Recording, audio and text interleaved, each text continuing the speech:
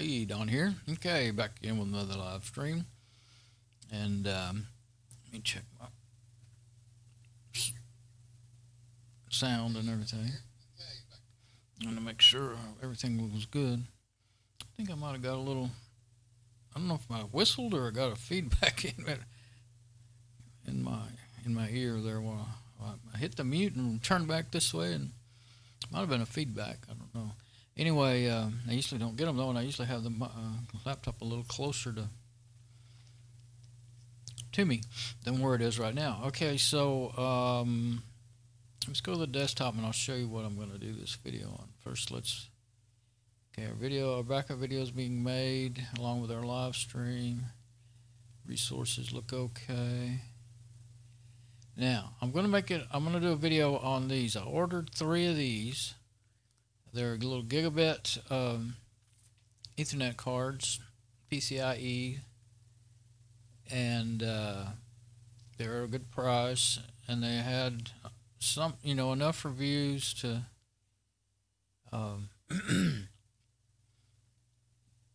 tell me, well, they're probably all right. So you don't usually see in the 70s and above on review average, so 4 stars or 4.5 stars or whatever. And you usually hardly ever see any, you usually always see at least one 1-star review, and you don't even have any on these. So I thought, well, they ought to be worth it. They took a while to get here. Can't remember. I can show you the order, but I can't remember what's in there as far as showing it. See, I usually do. I'll go back one page because did it work? Yeah.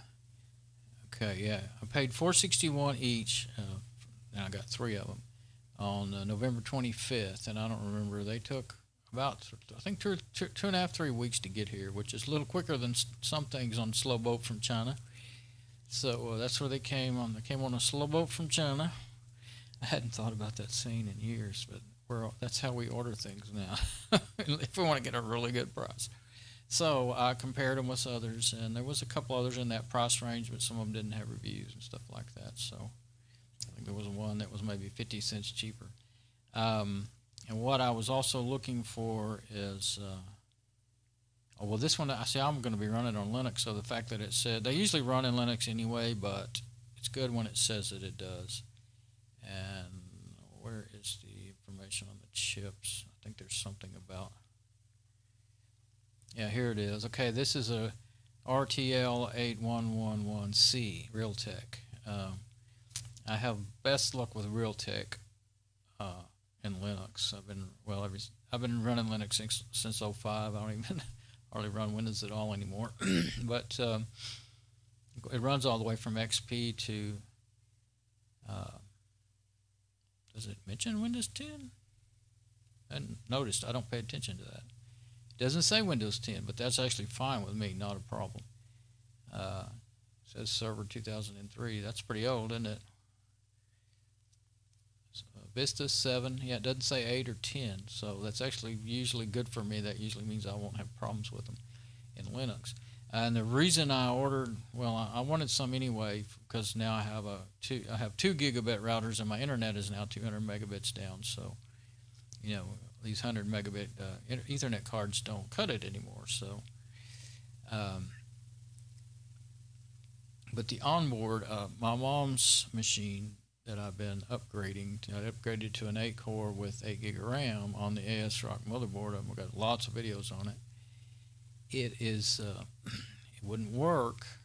It did work with the old dual-core processor with the same motherboard. With its 8-core processor, ever since I put it in there, it hasn't worked with Fedora 27. I tried, Live 28. I don't know if I tried 29. It didn't work. So when I did a lot of research, tried to figure it out, and found out that other people are having the problem.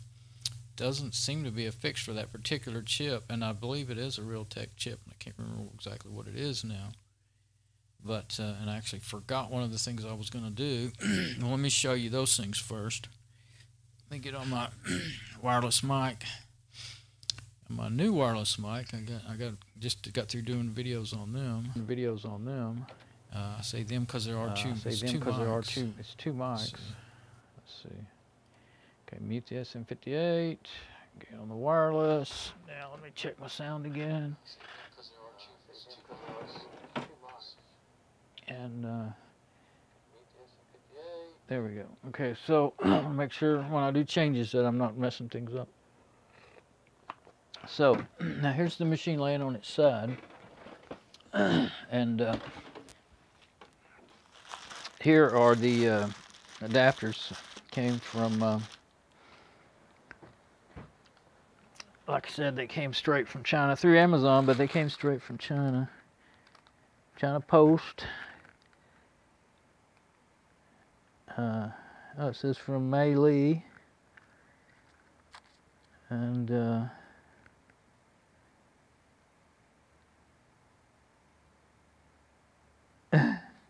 oh, okay. I thought it said gangsta, but it says Changsha Han. Changsha Han. Yeah, I'm not good at that, am I? And number 180. Well, I won't give the whole thing out. Zing Ying X Ing Yingsha Town. Zingsa. It's not a Z. It's an X. I don't know how to say it. Yingsha Town, to me. And anyway. Is there any? No, there's no. American Post usually puts a date when it's went through the post office, so there's not one on there on that.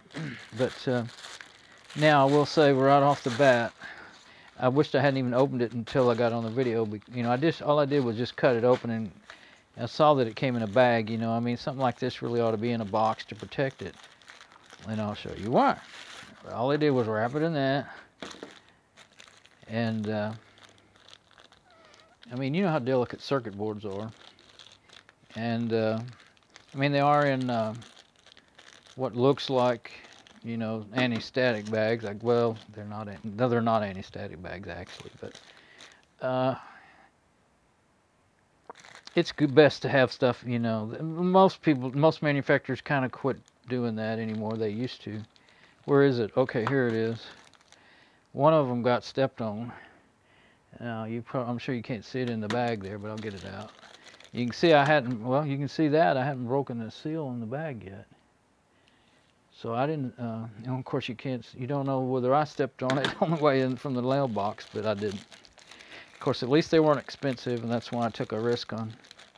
The good thing about getting at Amazon, you know, if they don't work, and that's what I'm going to do, I'm going to stick them in, each one of them in this machine and make sure whether or not they work. One of them will stay in there. Assuming they all work. If they don't work, even one of them doesn't work, I'll probably have to send them all back in order to get a refund. I'm not sure. I think that's how you have to do it. I did that one time. I bought 2 cables, and they considered them a set, and I had to send them both back. Give me a little. Okay, but look at how bent that is. I mean, that is bad. And of course, these little mounting brackets aren't super tough, but let's see if there's any. I didn't get out my endoscope because I didn't think I needed it, but I don't know if I can. I used to do that all the time, and it works sometimes and doesn't others. I've got a delay, so everything I do is a little behind. Yeah, that light's, there's too much reflection up here. I don't see any cracks in the circuit board or anything, just bent. So, and I thought bending it back wouldn't be too big of a deal, but I hadn't got it out of the bag yet. That is a tough little bracket. It's actually going to probably take some pliers to hold on to those where the screws are to bend them back. You're really not going to be able to mount it good without bending it back either.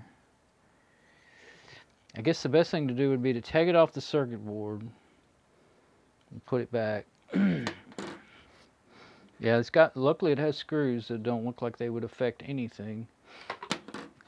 Let me see if I can plug in my endoscope. I'll do that before I do anything. Well, let's get them all out first. We'll probably do that before. I guess I could see see if we'll see if the other two work first. That way I'll know if, you know, any of them don't work, then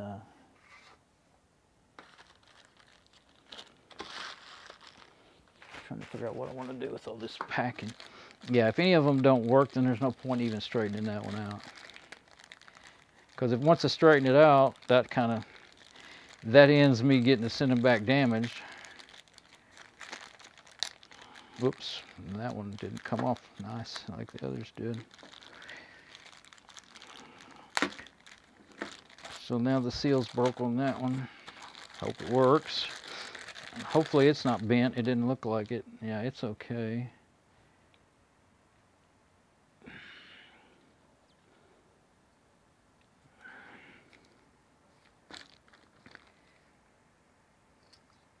Just one of them really, I mean, no kidding. I mean, what sometimes these little brackets are not very tough and they can be bent in your fingers. These are not that way. It's going to take, I'm going to take it off the circuit board and get some pliers and bend those tabs back. That's how tough they are now. I can't believe they're bent.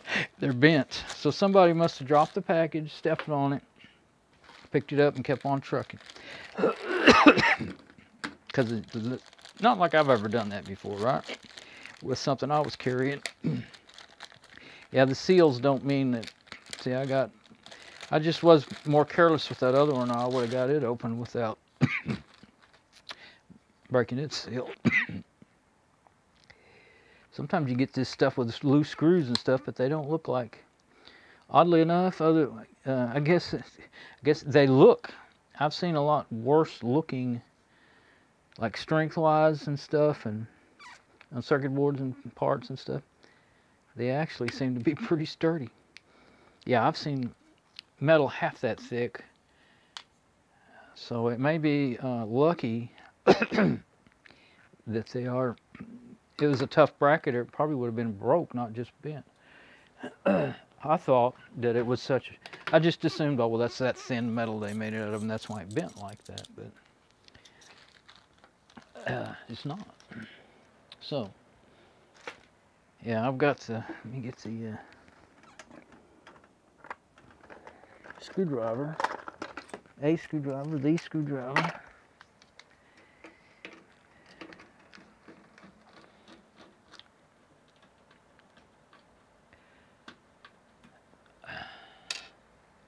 Get the lid off. We'll put one in there. Oh yeah, before I take that lid off, I'm gonna boot it up and do a speed test. I meant to get it all ready for that. I think I have remote desktop on here. I'm not sure. I don't have. Let me get a cold pill. I took a cough drop before I started, hoping I wouldn't need anything else. But I wasn't really draining a lot a while ago. I was just kind of hoarse. Now I'm draining. So there's my cold pills I'm always taking. I didn't mean to come back over here with it. I'm just confused trying to hurry. Lately I've been making some videos out in the garage with just a phone, and I didn't have my lapel mic, so I had to remember not to get too far away from the phone. And so I was thinking, oh no, I'm too far. But I'm wearing the lapel mic. I see something on my, I saw something look like a pop-up on my preview screen on my laptop, but it was just,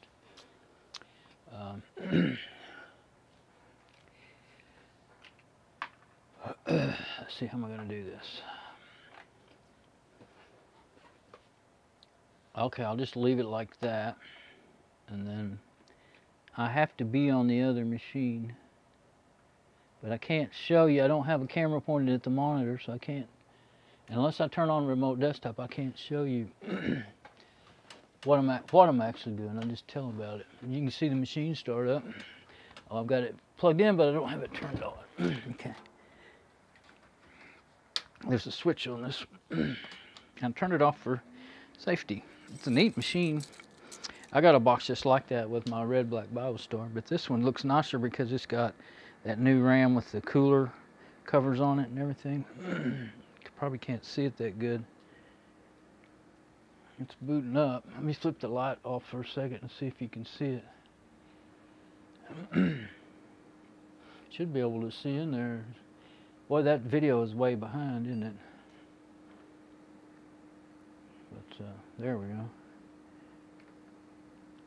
Should be able to see in there. You can't see in there to see the.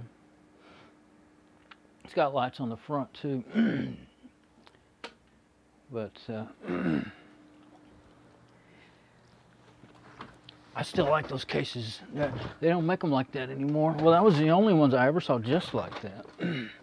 For a few, you know, I don't know how many years ago now, 5, 8, when that was popular.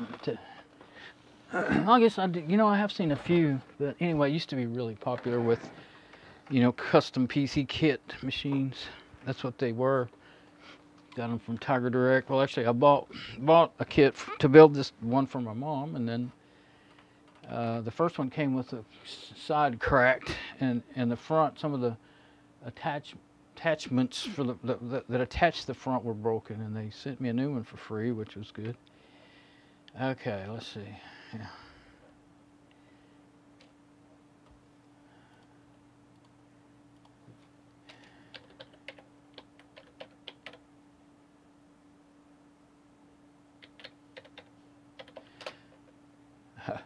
I got a user for me and one for mom on there.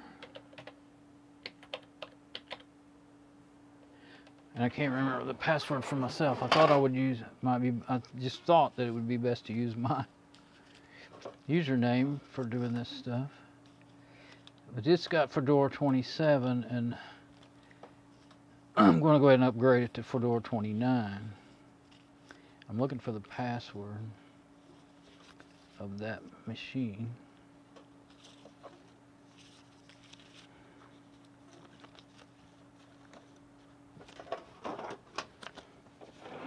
I tried what I thought it might be, and it wasn't it. So let's see.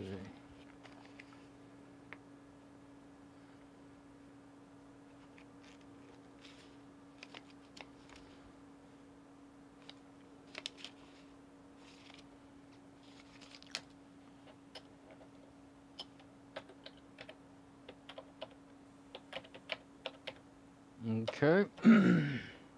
If I have a KRFB already installed, then I can do remote desktop. Show the speed tests and everything. Got something on there. Yeah. Let's see. Yep, sure do. So I'll get that up and running. And then that's what I'll do.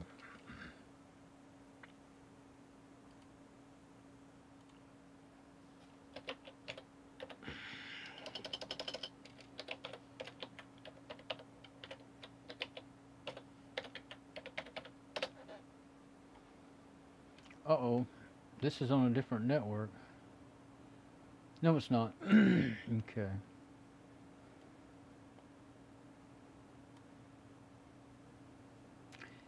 Zeroed out, 197. Okay, yeah.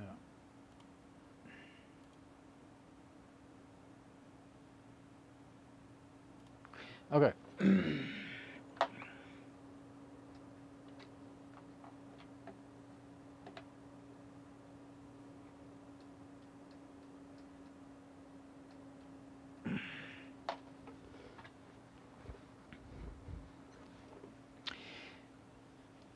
Now what I've got in there, I got on the wrong machine. Turn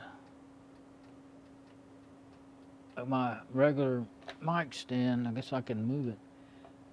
It is in the way of my little pencil that I stick under my monitor. My KVM switch. I have a 4-port KVM switch, and I have to use I use a pencil that's never been sharpened. Use the eraser end to push the button, and. Anyway, my mic, the arm of my mic boom stand was in the way. I couldn't get at it.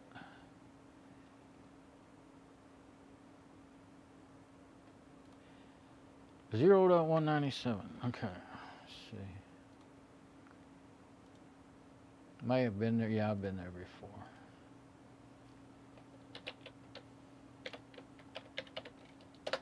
think I forgot to switch to desktop though. No, I didn't. Okay, so there we go.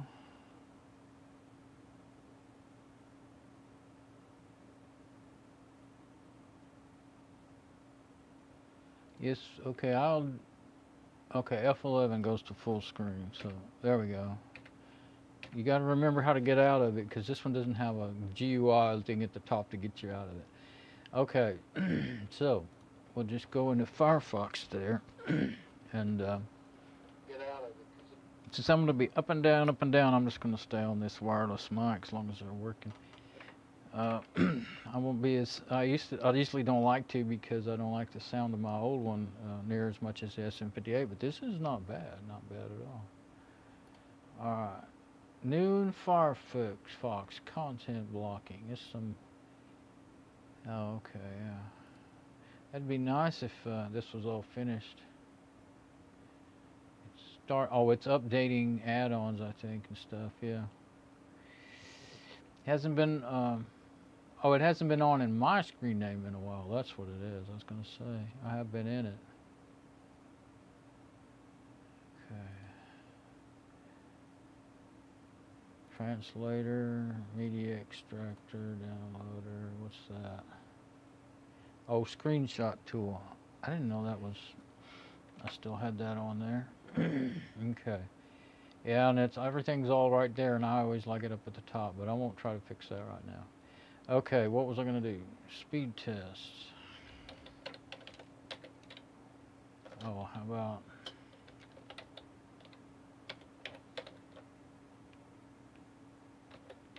I think it's called testmy.net. Yeah, this one I like the best right now anyway. You can do, well, you can just do a download or an upload or an auto test. Auto test is really cool. I don't actually need auto test. I actually want both is what I want. And that's one thing that's kind of odd. What's that one there? Test my internet. Maybe I haven't been noticing there's one that just does. I want both upload and download. Let's see. Test my download, test my upload. I think that. Oh, there it is, combined. Okay, yeah, that's what I want. Right now I just want, but what I like is the automatic test, and I'll show it. Put that somewhere. Oh, I guess I have a folder for speed tests. I have to be organized.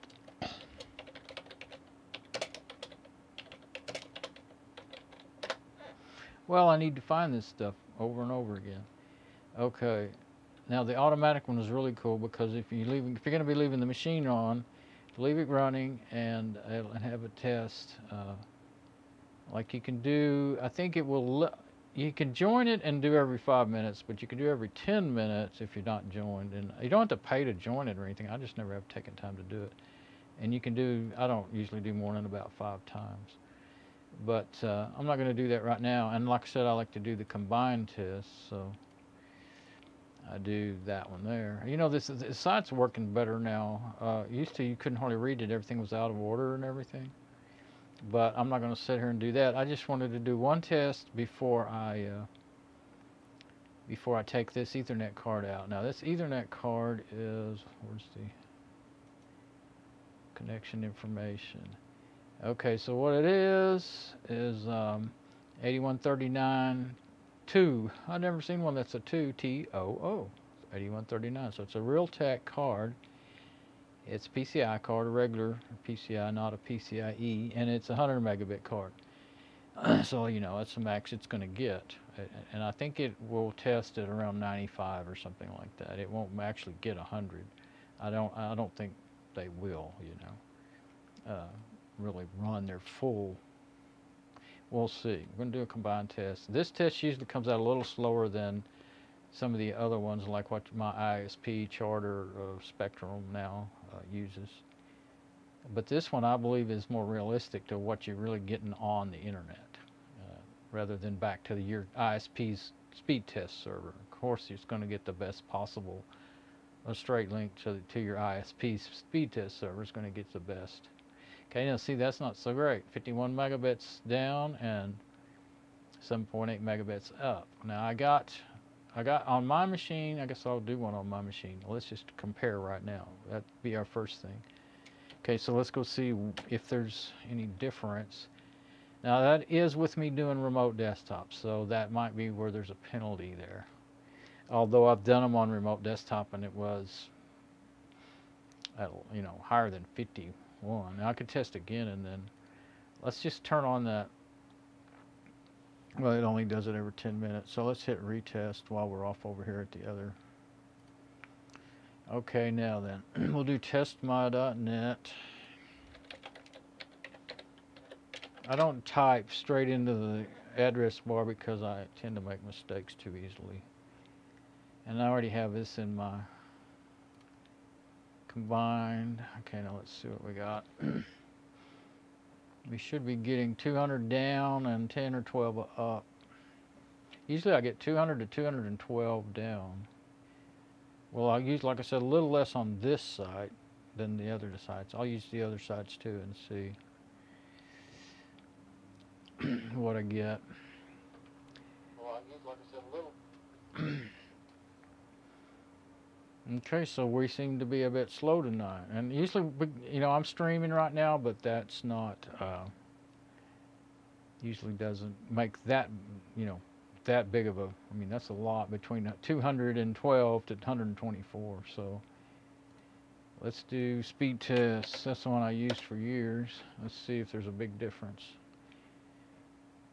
You won't notice it, you know, when you're going, like I had 60 megabits for several years. You now have the option to use a single connection, and what's the best for testing over a VPN or simulating a single file download. Oh, okay. Well, I'm just going to do this normal test like I usually do. And this is not, it says Spectrum there, and this is the one they used to tell you to use. But I guess that was before they had their own speed test site. Now see, it's going up to 200 and something. So, like I expected, but they have their own speed test site now, and I don't remember what it is. We'll find out here in a minute. I'll go ahead and open up my bookmarks so I can see.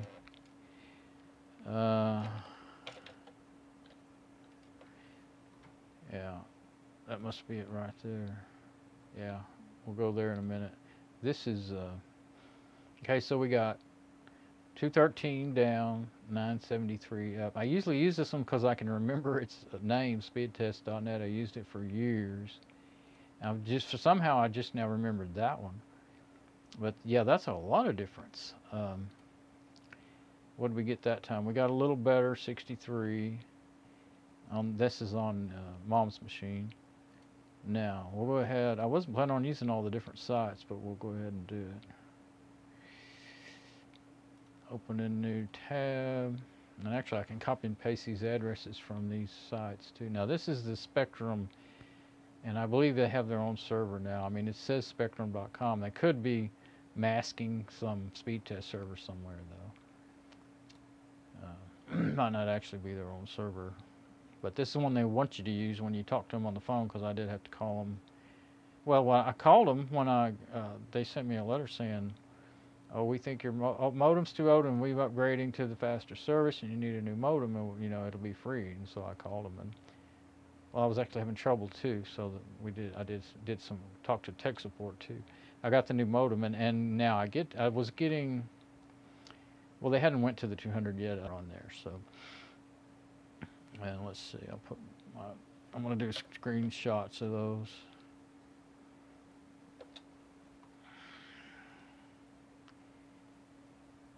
And that,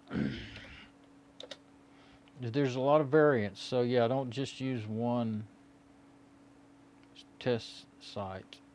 You got to pay attention on this one too, because they lay out the results a little different. They tell you the size. When you do that auto test, they tell you the size of the files and stuff in there, and it throws me off every time. Yeah, okay, megabits. Okay, so there's nothing about file sizes or anything. Okay, I think I'll hit retest on that one. Now let's go to, let's see, we'll do this one over on Mom's machine. See if I can get a screenshot. That, okay, and we'll just go ahead and get in full screen this time. Yeah, being that I'm using remote desktop does use up quite a bit of resources, so I don't imagine that's really too bad for this. Like I said, the most I think I remember, it might have been 95 is what I remember. It might have done 97 once on this machine, this particular card. So what I'm expecting to see though is a dramatic increase when I put these other brand new gigabit. That's just a 100 megabit PCI card. These other ones I bought are gigabit PCIe cards. So yeah, and I see I'm getting 91 on this side. So lately, and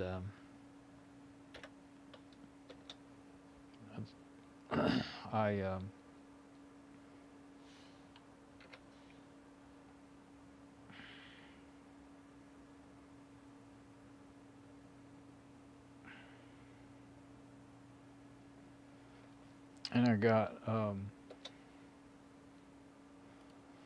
that's when I decided that this site is more accurate than either one of these others. Let's see if that, I don't know if that'll take me to my last results or if it'll just take me to that site. It may take me to those last results. If it does, it's okay. I'll just, no, it just took me to make a new test. But I still don't want to make sure, I'm just going to get rid of that result part in there. Just go to speedtest.net. Okay, now this is on Mom's machine.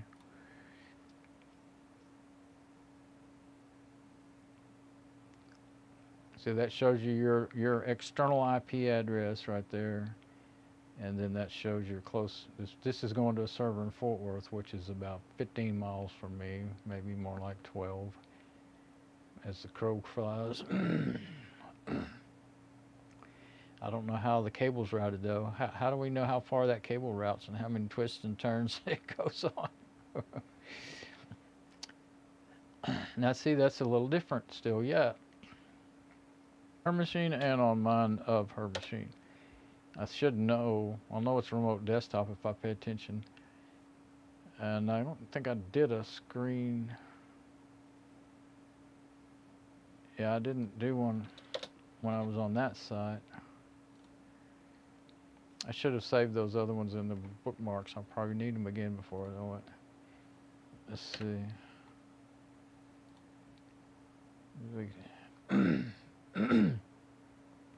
Do another test. What it does though is that even if you don't join it, it remembers all your tests. I guess it puts a cookie on your machine, which that's the kind of cookie I don't mind. And when you go back there, it will show you all your history, which is really useful when you're trying to figure out what's wrong with your connection.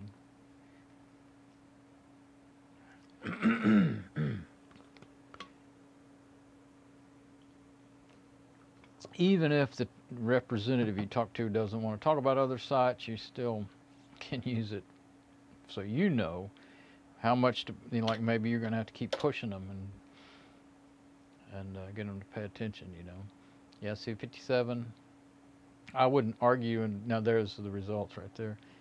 I wouldn't argue in great, you know, detail about, well, I'm only getting 57, you know, but when there's like, when you should be getting 200 and you're getting 90, like for instance, my old neighbor who lives across town now, he's been trying to figure his out. He's not, the most he's got is 95, and I told him we'll make sure he's using a laptop. I said, make sure your laptop will do. It's not 100 gigabit, you know, it's not 100 megabit. Make sure it's a gigabit.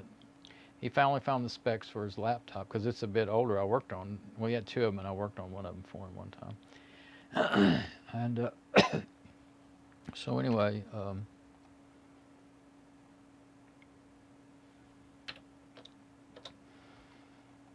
he did finally find the specs, but still, you don't know. For instance, there can be software problems, driver problems, Linux or Windows, and he's using Windows 7, but that could cause you to have trouble too. It's not always your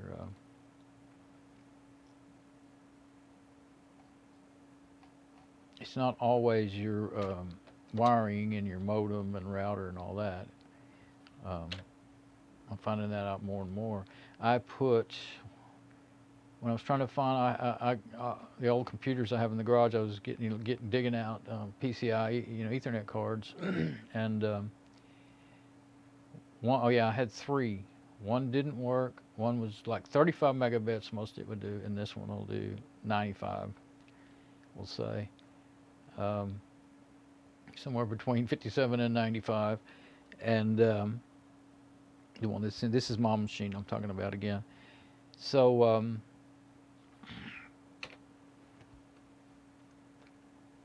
I'm going to, if this $4 Ethernet card will make it work right, then I'll just I'm pretty sure I'll leave this motherboard in it. If not, I may buy a new motherboard that, you see, this motherboard does support 8-core processors, but this particular 8-core processor is newer than the motherboard by a few years. And so that's probably what I'm thinking is the problem. So there could be other little problems that I don't see, things in the circuitry that I don't know that's not working quite right. So it runs good, it's fast, everything seems fine other than that. That, and when I did install OBS Studio and stream from it, and it works fine except for the program keeps locking up. But then I looked online and found that happens, and it's an AMD processor, and I'm using an Intel i5 processor on this machine I'm streaming from, and so it streamed just fine and didn't give any trouble streaming. But then the program it was locked up, and you couldn't shut down the stream, and it wouldn't respond. And so I found out that happens on it seems to be a common problem with AMD processors with OBS Studio. So, and she's not going to be doing that. So, but I may still spend another $80 or whatever, 95, get a new motherboard that's newer than the one I got there, and put that 8-core processor and everything in it, and I can still use that motherboard because I still have the dual-core processor and the memory that I was using in it before, so I can still do that. I just have to put it in another box. I got another, the box it was in would be okay. I don't like it a lot, but the power supply is about to die in it, so I don't really want to spend $50 to $65 on a power supply though, so just for a dual core. But anyway, okay, so there's our test results. Now what else do I need here before I take off? Make sure everything's still working good. Okay, so I'm going to shut this machine down, and her machine, I mean. Make sure which one I'm shutting down. Okay, so I'm going to go ahead and close the browser. Don't have anything else running. Okay, now go ahead and shut her machine down so that I can put that one at a time. I'm going to put those Ethernet cards in there. Okay, so it's gone from from our view. Oh yeah, I forgot to save those bookmarks in that machine, but oh well. Close the tabs. I don't need extra things running, working the machine. Well, that's loud laying on its side. You might have been able to hear that on these mics, since I'm using these condenser mics. Okay, let's get over here on that bad boy. See what we can do. Okay, now, I've already got the lid loose, but it has wire to it. Let's see, if I'm careful, I think I can just do that. Yeah, since I'm going to have it on and off, I'll just try to leave it like that because... Okay, I'll unplug that Ethernet cable. Throw it up there. I guess I just don't want to lose it down on the floor and have to dig down there to get it. Okay, we got a wire here. Where is our... got a long, tapery screwdriver. Okay, I think if that's not too tight, I can get it out. Ethernet.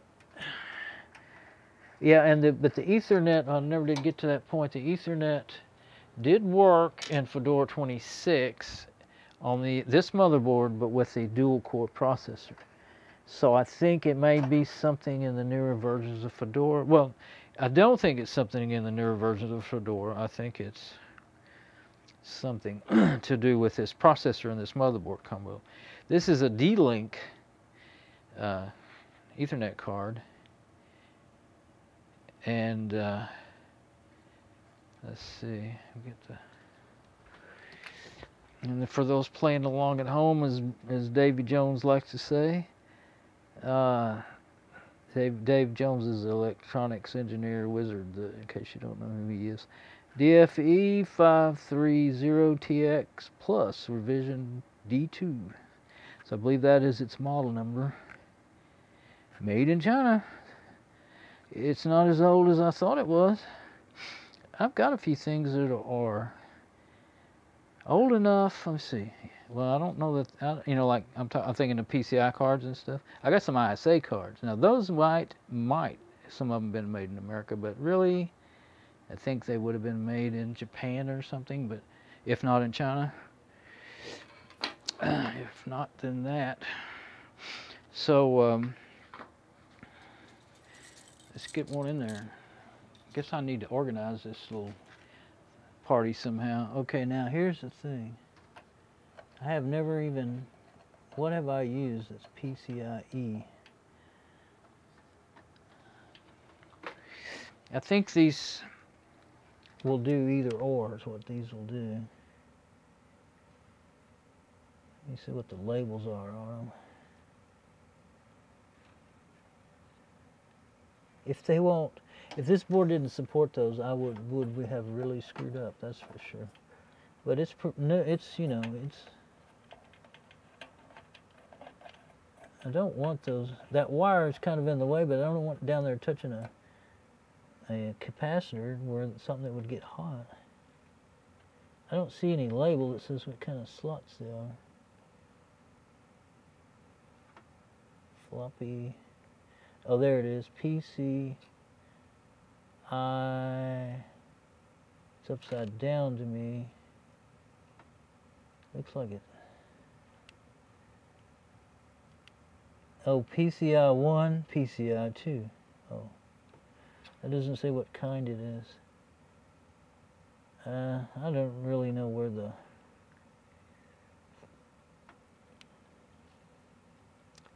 box is. There's a nice big portrait, a nice big. I'm sort of wondering if I've got the right slots for this now. It may be only the video card that has the newer stuff in it.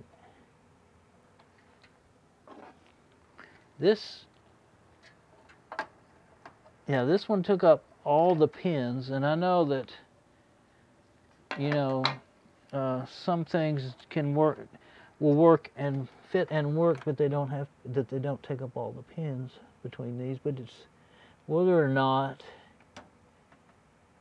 they have the functionality.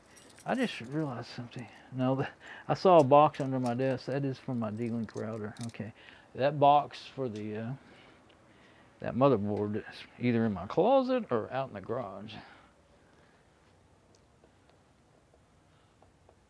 Could be in my closet, but I'm not going to look for it. I wasn't really going to look for it. I just wanted to glance over there. I wasn't going to spend all day.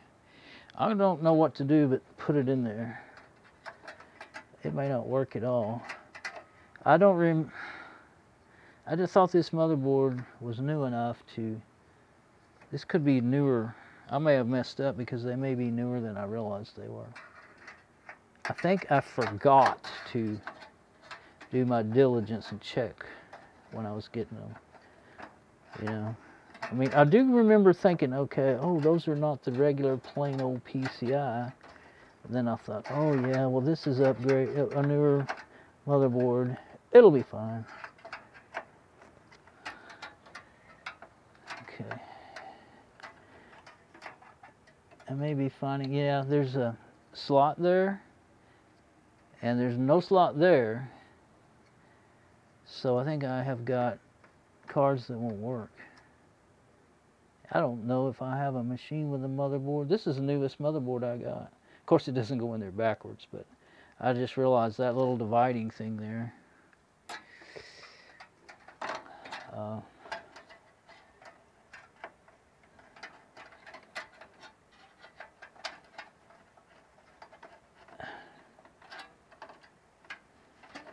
There's the wire on the top, and I think it's kind of particular anyway about hitting the right spot to go down in there. It'll want to go. I think it really may not fit.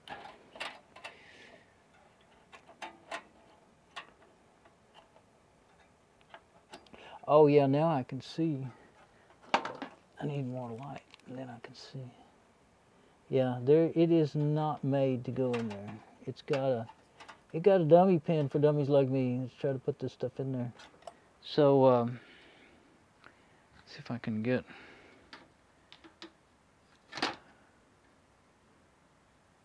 Yeah, okay, so that hits the front of the PCI slot so that it won't go in there. There are some that I've seen them over the years, you know, they don't fill up the whole slot. Usually they at least fill up the first row though. So this is, I don't know, what is it, a 16X or something? I have to go back on the site. I don't think I have a single machine new enough to use these. Maybe it's a blessing in disguise that that one is bent, because I should be able to send them back being damaged instead of taking the risk of trying to straighten it out and ending up messing it up. I don't think I have. Let's see. Yeah. Newest motherboard I got. It won't. I've had my which I've got gigabit Ethernet in it on board, but the one I'm streaming from, the Lenovo i5, it's got one PCI, standard PCI slot. It's not a PCIe. These slots are identical. I think they're standard. They may be faster than the old original PCI slots. I'm pretty sure they are, but they're probably like the first generation. But yeah, here's the nice, pretty RAM and all that.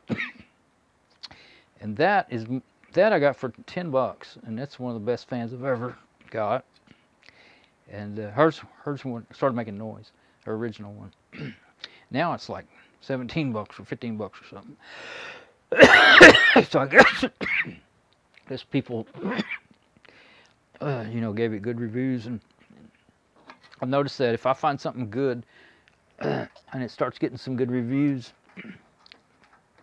they go up. So I'm going to put this back in here because it's the only way this thing works at all on the internet. Well, I don't want to leave it like this without, you know, since we got 200 megabits internet, I don't want to leave it to where the most it can get is 95 megabits. So I may go back to looking for new motherboards for it. Dang it. Well, of course I could do the same thing again, but you know, I was going to buy her one for Christmas, and they actually went up on price during Christmas. They were trying to take advantage of people. I guess they thought everybody was in a buying frenzy. I wasn't. Well, not too bad anyway. I bought myself a 8 terabyte USB drive. I did buy my mom a robot vacuum though, so there. But anyway, this is a cool motherboard. It's really versatile. You can do DDR2 or DDR3, which I got DDR3 in it now, and I got a whole nother. But you can only do 2 of either or. You can't do them all 4 memory slots at the same time. And it depends on your processor as to what memory that it will support. So Now it's got an 8-core 8300 AMD 8300 8-core with 8 gig is the max the motherboard will support. So it's 2 4 gig DDR3s. And then I have two, I think it's just like two 2 gigs, or yeah. I don't remember what it is.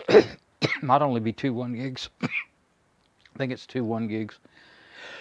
There's dust here, top of everything. That's why I'm draining. This machine was super dusty. It's been down there for several months in my rack, and I had to wipe it off and everything. Probably it blew dust up in the air running too, because I'm sure there was dust in the box. And there's a fan on the side. I don't know if that pushes or pulls. Actually, I've had them both ways in these two machines that have this setup. And I don't know if this one's blowing it out or pulling it in towards the processor. But I need to turn it back on. I guess I'll turn it back on again before I button it up, because in case anything's not right here. I forgot to turn that, at least turn the switch off. That's running fine. Let's see if the Ethernet card's working and all that before I put the screws in the side, though. Still can't tell. I barely feel any. That's not a real powerful fan. I can't tell if it's blowing or pushing or pulling. It's not enough it would move a paper towel.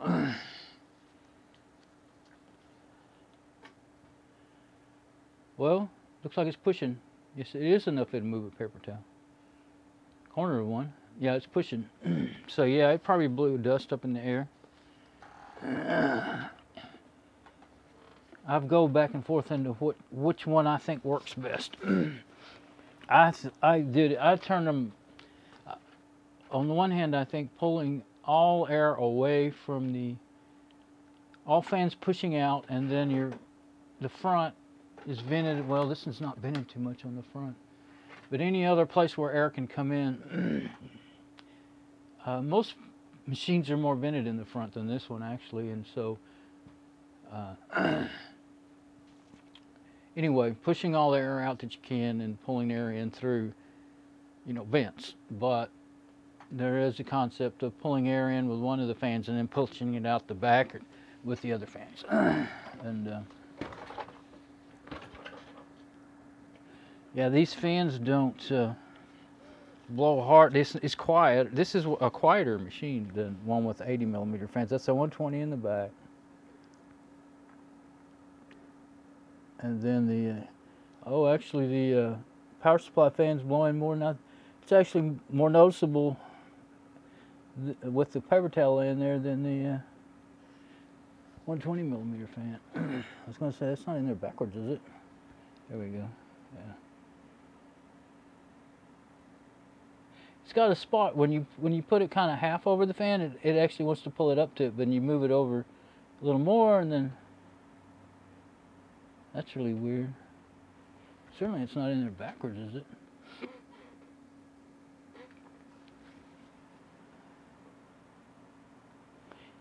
Anything is possible. You can always make a mistake.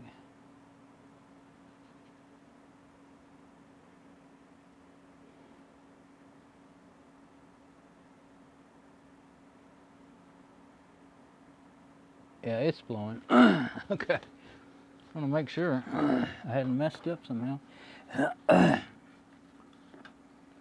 So,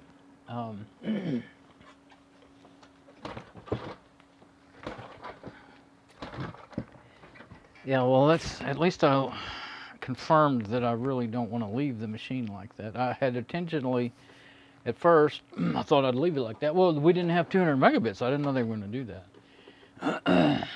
So, we had 60 megabit internet, so 100 megabits was plenty headroom. I forgot to log on to that machine or anything. Actually, I don't really need to. So it's running fine. It went to the login screen. The video's the wrong size because I wasn't on that machine on the on the KVM switch. I'm just going to shut it down.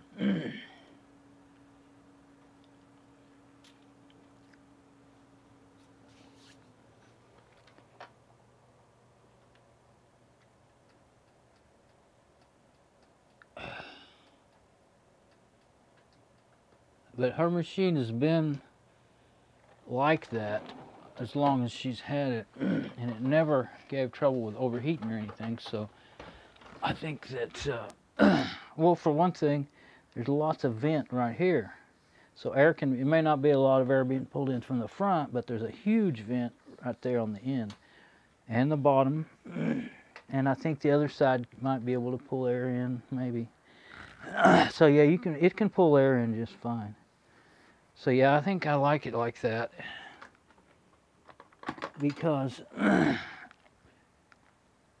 just don't see the value of trying to push air in with a weak fan like that. This is blowing up, right? So the CPU fan, it's blowing it up. Now if this one's trying to fight it, then what good is that going to do? So that's why I did that. This is blowing it up, this carries it on out. This one carries it out that way, this carries it out that way, and then air comes in here, here, and some in the front. And you can always make it. I've actually, some machines that were too tight in the front and weren't pulling air across the hard drives and stuff, I've taken these little bay covers that, you know, there wasn't anything but just a cover on there. I've taken them on my little table saw and sawed slots in them. One guy had a real, well, he kept his machine in a big bookcase of a thing from, I never saw where he had it, but my old neighbor brought it to me to work on for his friend, and he was overheating on it. He described, I think he showed me a picture of where he was keeping it.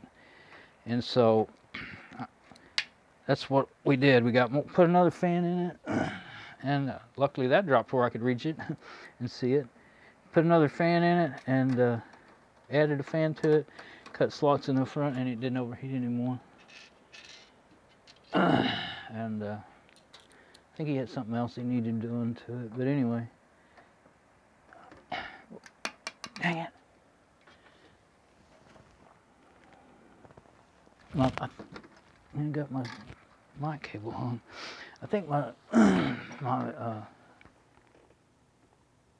I've got lots of screws. Dang it. So my chair jumped back and hit the desk.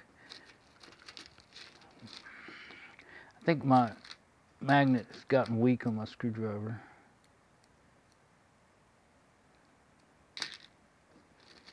Used to, it would hold a screw just fine, no problem.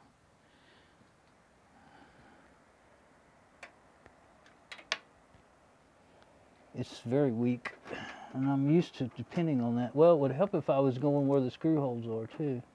I couldn't find the screw hole. Well, that's because I was in the wrong slot.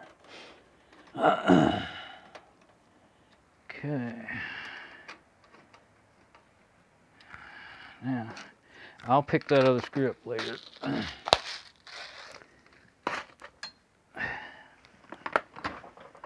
Okay, so that is not the outcome I expect. It's been a while since I bought those and everything. I'd forgotten all about that possibility. I'm fiddling with my tools, trying to get them back in their places.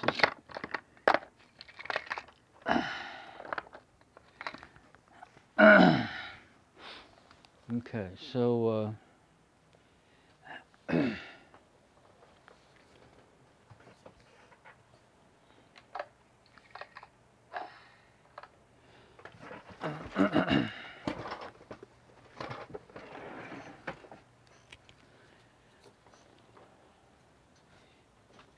oh, let's get one of those.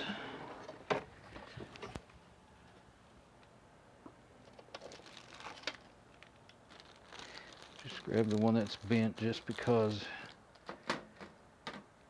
well, actually, let's put them all over here. We're within reach.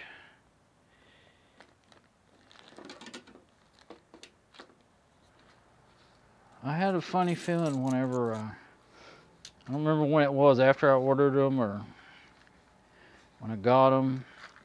Might have been when I got them and saw the connectors on them that I might have screwed up. But yeah, let's look back at that.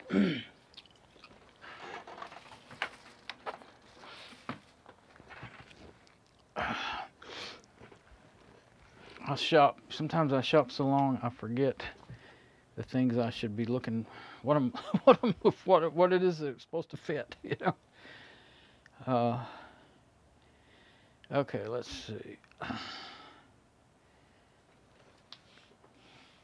Let's get back to the SM58 here in a second. I gotta switch back.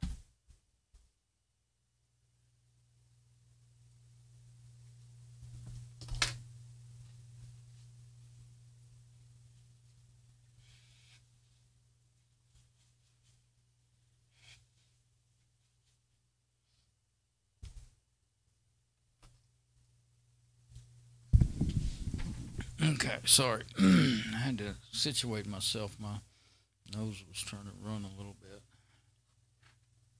And we'll get over here go back to where I bought those things and let's see what it is I've done.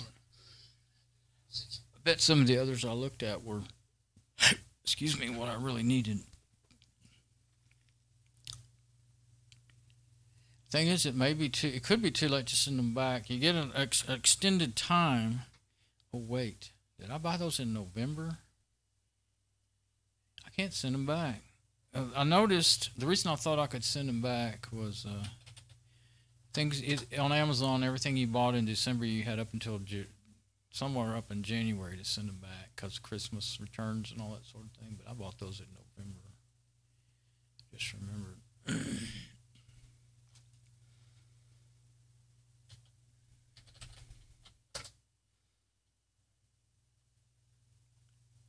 Oh, there's where the cable I was using.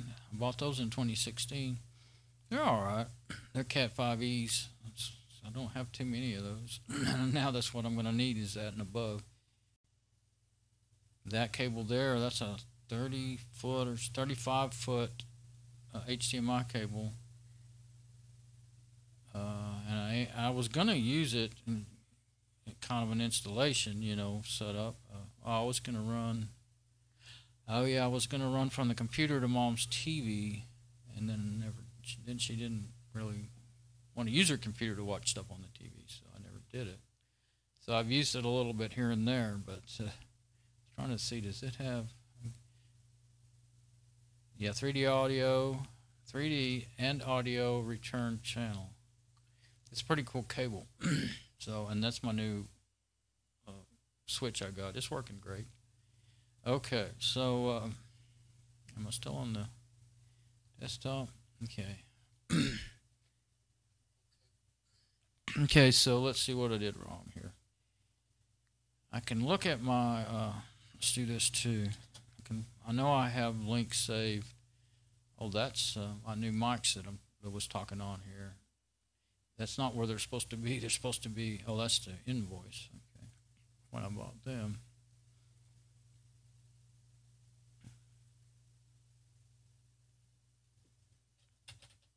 That was what I wasn't sure if I wanted to show was the invoice. So I showed it back without thinking. That was a different thing, but still. Okay.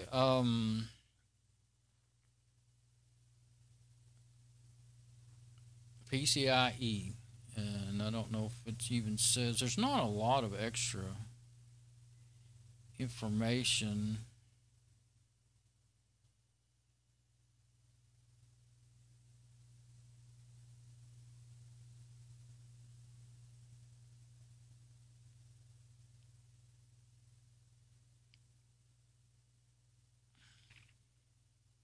Oops, I hate when it does that. I'm trying to grab the little blue bar, and if you just, I swear sometimes I don't miss it, and it does that anyway, but if you miss it, you know, it goes nuts. But it doesn't just go down to your mouse, it goes past it. Used to, if you clicked, you know, under or above, it would stop when it got to your mouse cursor. And It don't do that no more. Okay. Yeah, they don't have. Oh, there it is. They do have an explanation. Of course, I already know what. I already knew it was PCIe, and I thought, okay, yeah, revision 1. So that's not what I've got on my motherboard. I thought I did. See, it's not like 16X or anything like that, or X16, however they say it.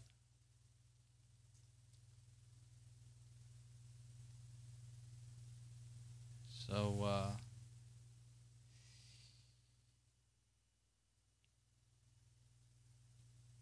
at least it was only $15 or so.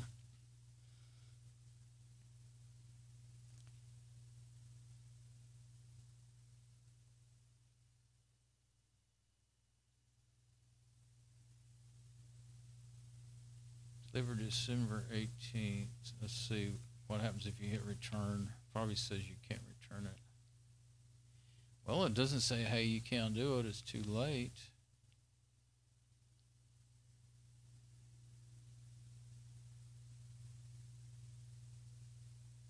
I could say damaged, but shipping box, okay. But it didn't come in a box.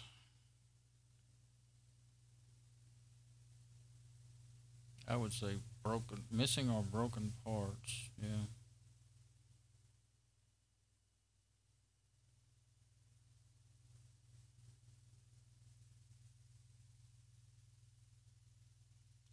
I may, it's bent bad enough you could say it's broken. Item defective or doesn't work. Well, I would say broken because it's been, you don't know that it was damaged in shipping. Of course, you assume it was, but you don't know that for sure. Could have got stepped on by the person that stuck it in the bag, too. But it did come in a bag, so that would be what you would think.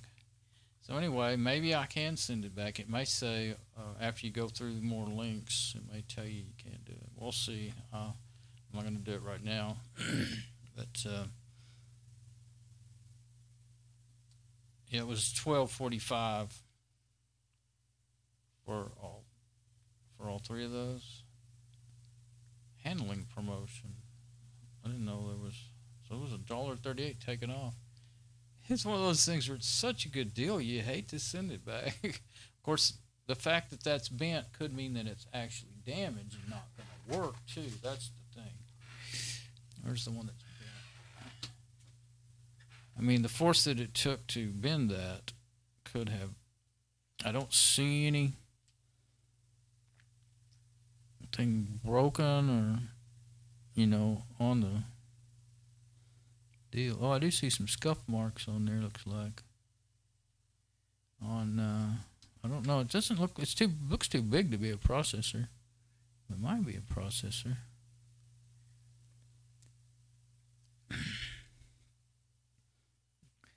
Let's see.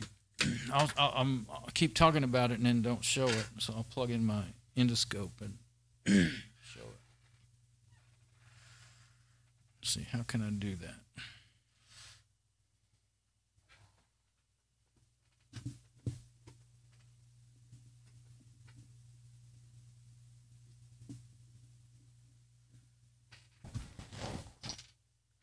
Well, okay. Let's get back to the wireless mic, so all my moving around will be... I can still talk. Trying to hurry up and do it. But... Okay, back on the wireless. So I can still talk and not worry about where I'm at on here. Sorry. Drainage. The drainage monster has returned.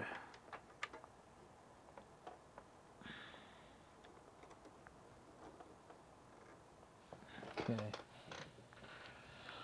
Let's see if I can just hold it up there to the camera or if I'm going to have to. Let's see if it's even going to work. Sometimes when you plug it in, it's working. It's showing my cup.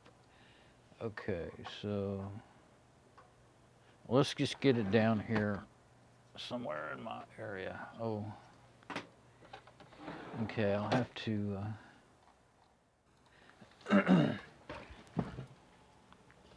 sometimes I actually use it up there like that, but that's pretty hard for me to reach up there, and I can't see, you know, what I'm doing if I try to do it that way. So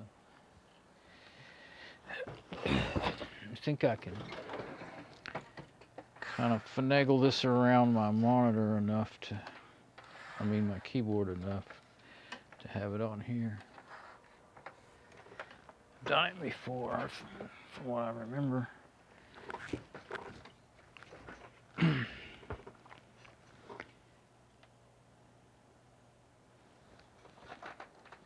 Yeah, I think this will work. Okay, so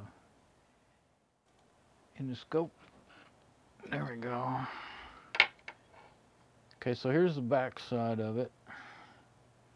You can kind of see the, oh, you can see how much I have to lift it up to get it. It's kind of harder to see the vent angle, but you can see it, it looks like. Yeah, see, that's way different than a regular PCI. I don't have another one out to show. But here's the, now you can see the vent. And there's laying flat on there. But the circuit board's laying flat, but look how angled that is.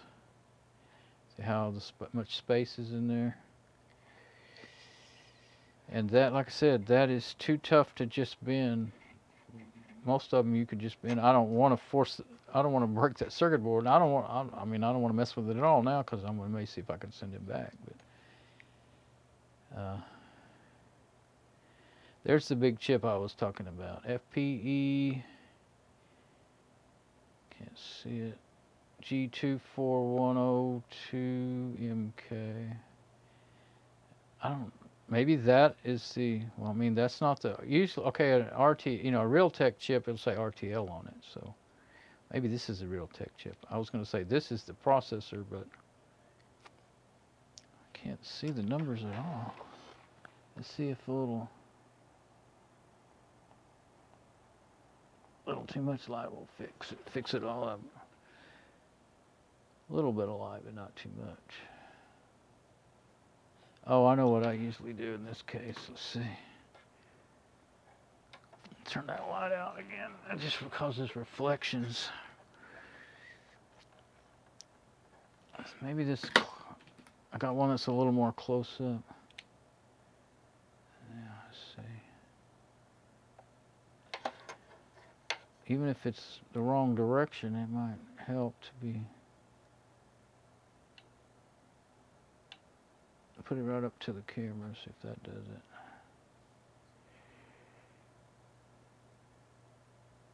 It doesn't help, I don't think. Gets rid of that reflection, but oh, now you can see that there's letters on it.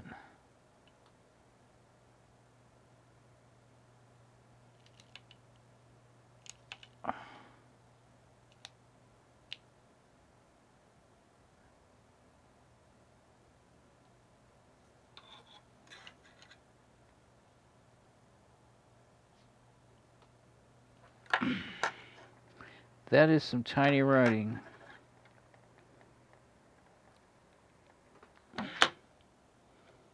Yeah, there's nothing I got that will let us read it. But that's probably the Realtek chip, I'm going to bet. And then, yeah, because that's not an RTL for sure. And besides that, I've never seen one that big. I don't know. You don't usually see that big of chips, especially on such a small card. But so yeah, I'm not Super Davy Jones, so I don't know. He could tell you what all that is by just glancing at it, most of it. So, oh, there's another, oh, that's just the light for the LED indicator light. Yeah, see all the space in there? So definitely they are bona fide damaged. But they are, it's past, yeah, it's past its usable. Well, you know, see, there's the evidence that it was stepped on or crushed under something. See that right there? See how that's messed up there? So obviously it was like that. Yep, that would make that if it would had a box thrown on it or somebody stepped on it with it sitting there like that, you know, either just in its little bag that it came in or in the packing bag or however whenever it happened, who knows. But the fact that it's bent like that, probably wouldn't have any trouble returning it unless it's past its return date. And it could be. I've had so many things. Well, you know, I ordered that and let's see, let's go back to the, I don't want to set that up there. I'll end up scratching the machine. Let me go ahead and put this back where I keep it. I do not want to scratch. That's not all scratched up. I don't want to scratch it up.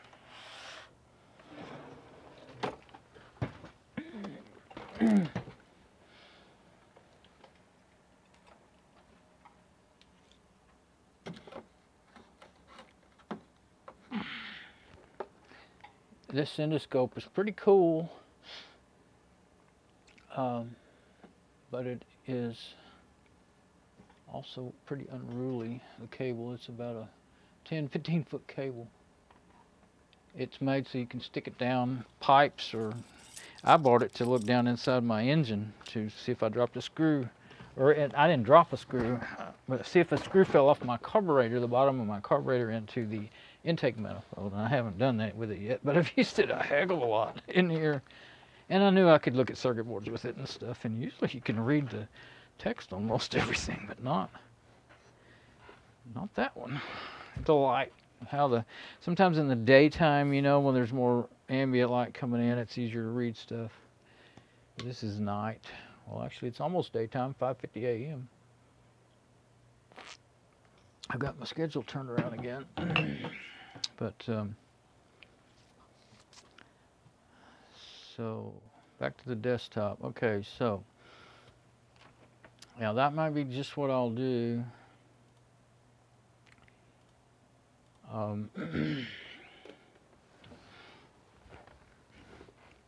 Send them back. There's no point in keeping them. I don't have a single. That's the newest motherboard I got. And even if I buy a new one, now there's a thought. What if I buy a new one and its Ethernet doesn't work, but this will? I don't have any way to test them to see if they'll work. Even if the bent one was broke. I mean, you never know with electronics, especially when you're buying the cheap ones. You know, if they might be DOA, you know, dead on arrival. But I paid less for 3 than I would have paid for 1, so that's why I went ahead and got that. And they had good reviews, and other people had good success with them. That's why I went ahead and did it. Yeah, here we go. ASRock. Okay, that's a hardware report. I don't know why there's 2 of them. That's actually on my machine, but that's fine. Okay, let's see. PCI. It's got a lot to do with PCI in there.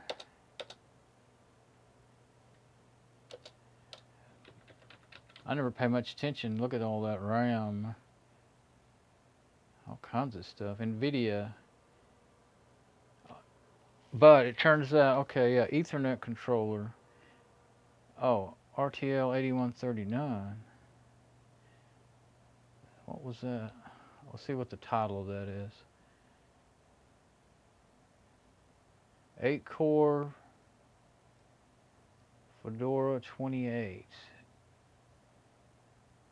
That must be with that Ethernet adapter that's in there right now, because the 8139 is the older one. And it does say NVIDIA. Oh, I got the wrong thing. D-Link, yeah, that's the one that's in there. It's a D-Link. 8139s have always worked in Linux. But the one that's on board, I think it's a Realtek too.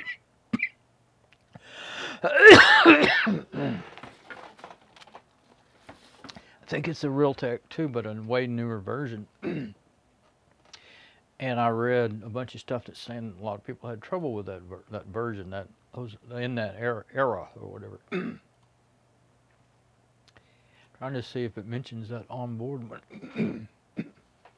Now I've got sudden drainage that's about to kill me, where I can't even talk. Try another cough drop. I'm done jumping up and down. I think I'll get back on the SM58. At least I can move away from it when I have to make bad noises.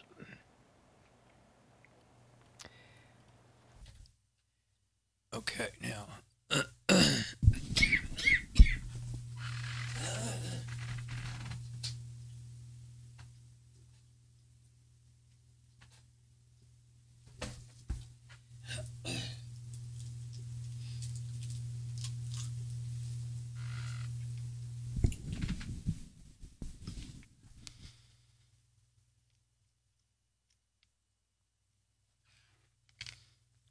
Okay, see if I can.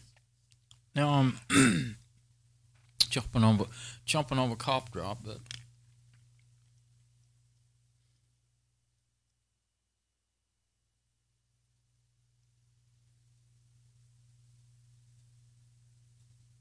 sure there's a lot of entries. Looks like the same thing over and over though.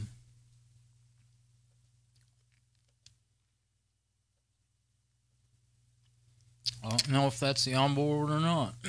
Somehow I remember figuring out which one was the onboard one in one of these reports. This is probably a hardware lister report. There's the D-Link. I'm going to say that that's the onboard MCP61, and the you see it says NVIDIA, which is the same chips they use on the graphics on that ASRock. So I think maybe, see, the actual Ethernet chip is 8139, but the different companies use them on their products.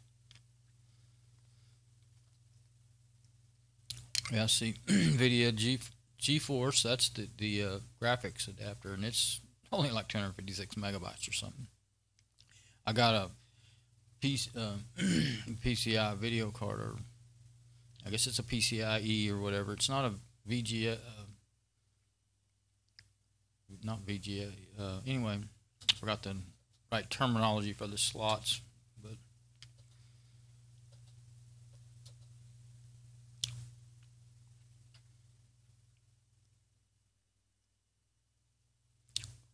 okay, yeah, that's a VGA controller.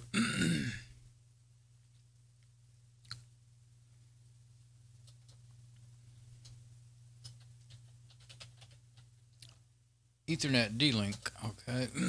Realtek 8139. Oh, Broadcom Ethernet driver.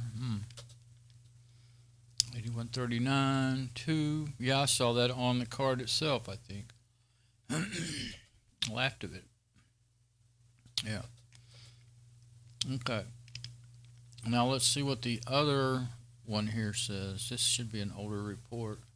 Yeah, with the 2-core, and this is when it worked. When it was a dual-core 4050E, and the other one, the 88, I didn't mention that or show it. It's an 8300 8-core that's in there right now. And so this one, the Ethernet actually worked, and I noticed it says reverse engineered Enforce Ethernet driver. This is for the worked on the onboard. I may have actually, there is a way, there's some software for Linux that can reverse engineer Windows drivers, and I may have used it, and I don't remember. But it says reverse engineered Enforce driver, and that may be, I don't believe I tried that on this yet.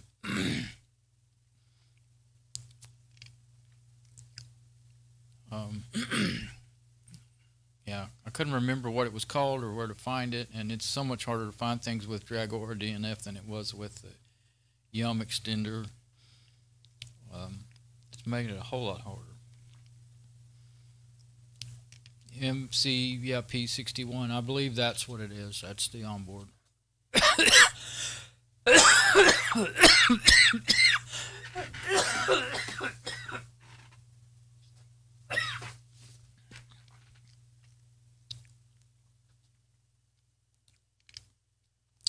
Yeah, yeah, I believe so.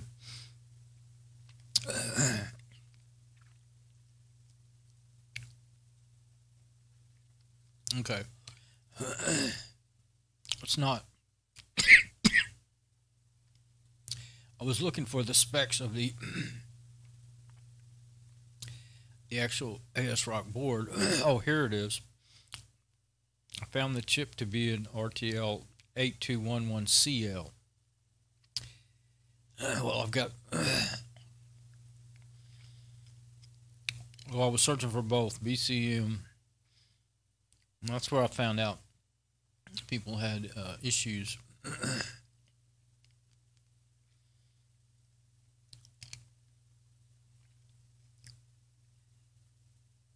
Yeah, this is my motherboard, I believe.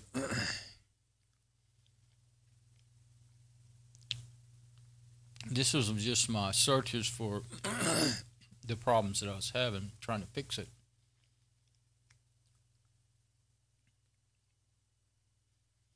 Those are my videos I made on it. Looks like, yeah, it's a N68C-GS FX.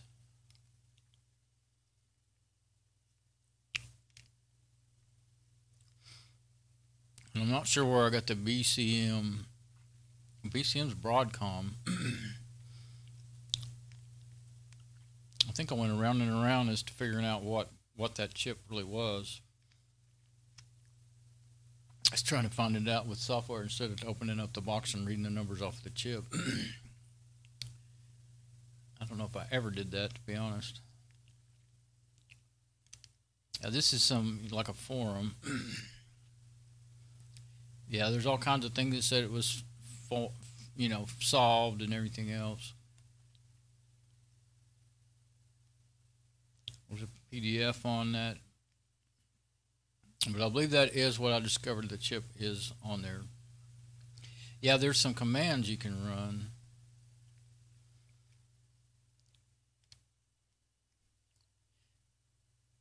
Firmware, that's what Linux, I couldn't remember. I guess that's what they call it instead of drivers, is firmware.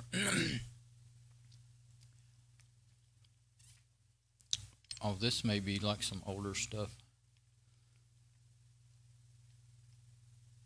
BCM43 extraction tool. Yeah. For Broadcom wireless. Oh, wireless drive.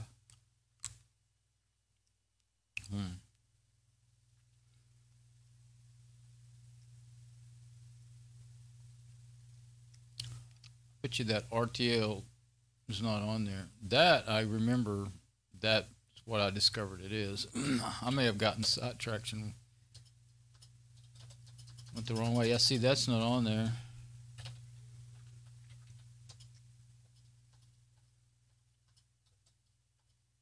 Yep, no RTLs on there. So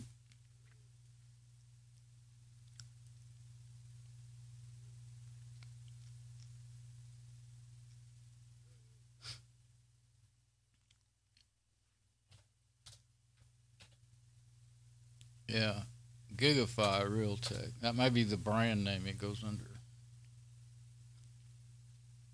Anyway,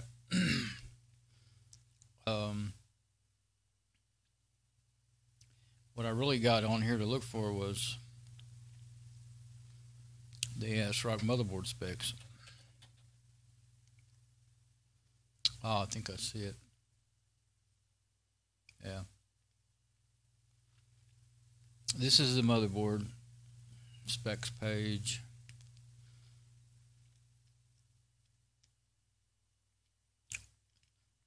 And there's the video chipset.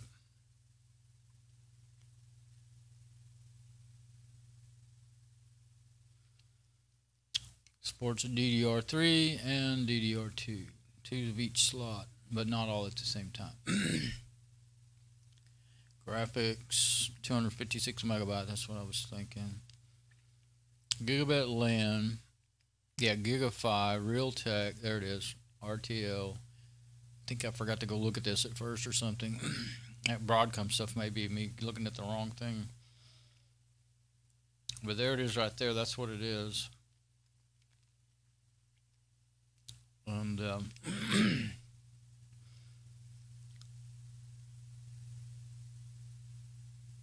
what I was wondering, okay, PCI, here we go. Okay, PCI Express X16 slot, PCI Express X1 slot. Okay. So what the heck did I just buy then? That won't go in there. Those slots are the same. I think they looked the same. And then there's the 2 PCI slots. What about the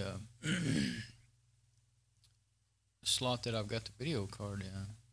What is it?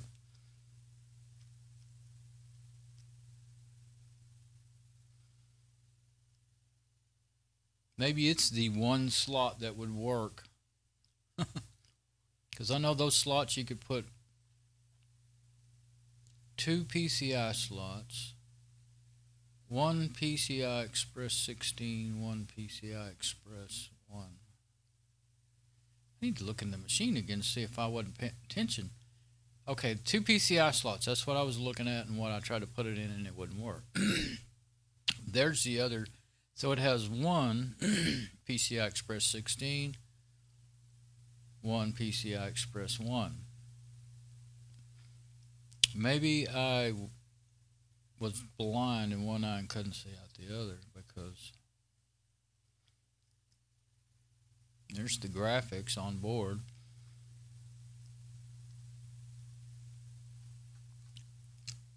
Well, let's get back in there and look.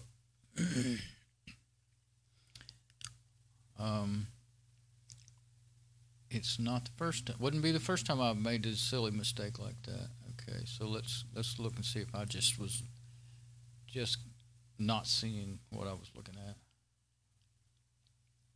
Let's get this wireless mics back on.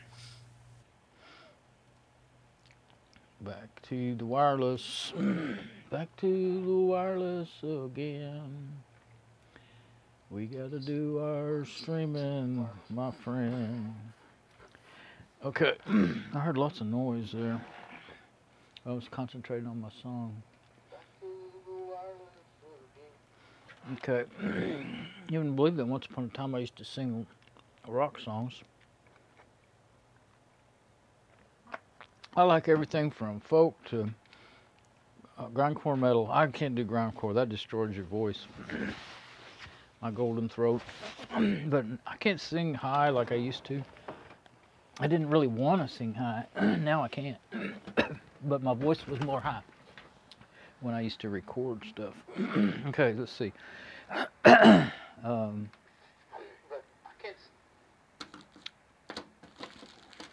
Put these all back over here on the table.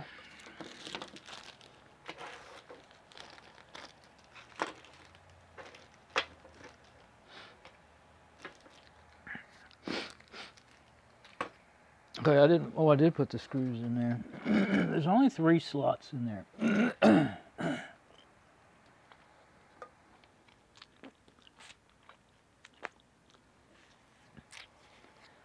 I'm going to take that cover back off and look. Well, that drainage is bad.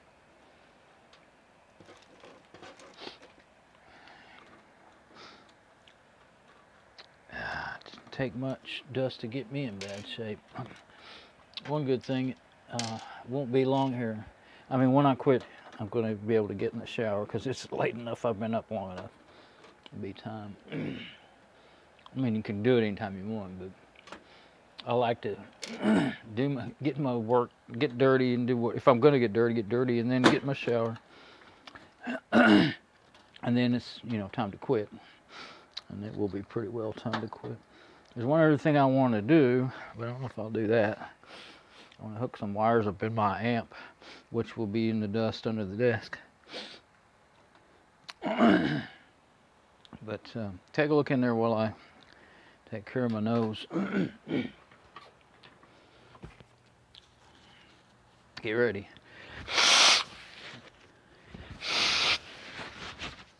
There she blows.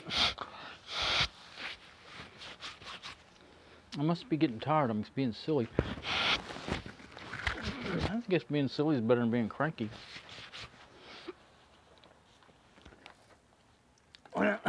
Okay. So what I think is that there's only one. I think I see it. PCI Express slot. I'll turn the switch off this time. I'm not going to take the video card out and leave it out, but I'm going to look because I think I figured it out. Yeah, it's got the slot, but only one.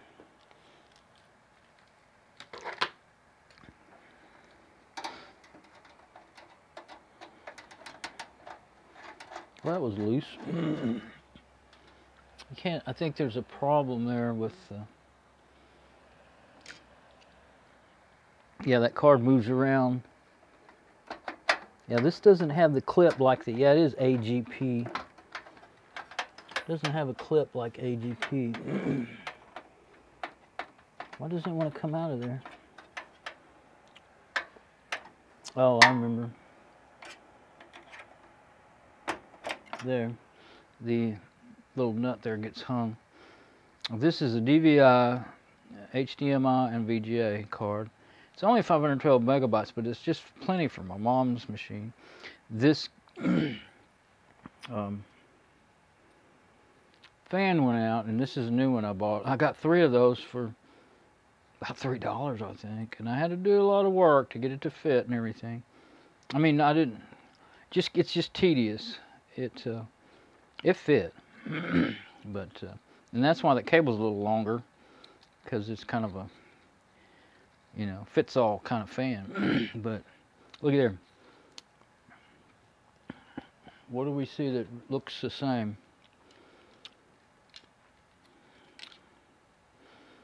There we go. I don't know if I'm in the right place, but yeah. What items look alike here?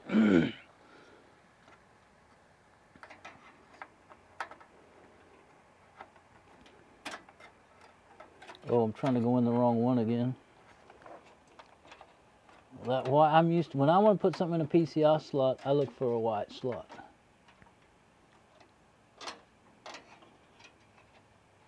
But yeah, it don't go there, but it would go there, and I believe it would work there. Yep. Okay, I'm going to boot it up and see, because I can. Because it has onboard video. I don't want to see if these things work. Making sure my connectors are turned the right way, and they're not. Now I can't remember. I just forgot what I just looked at. Okay, one.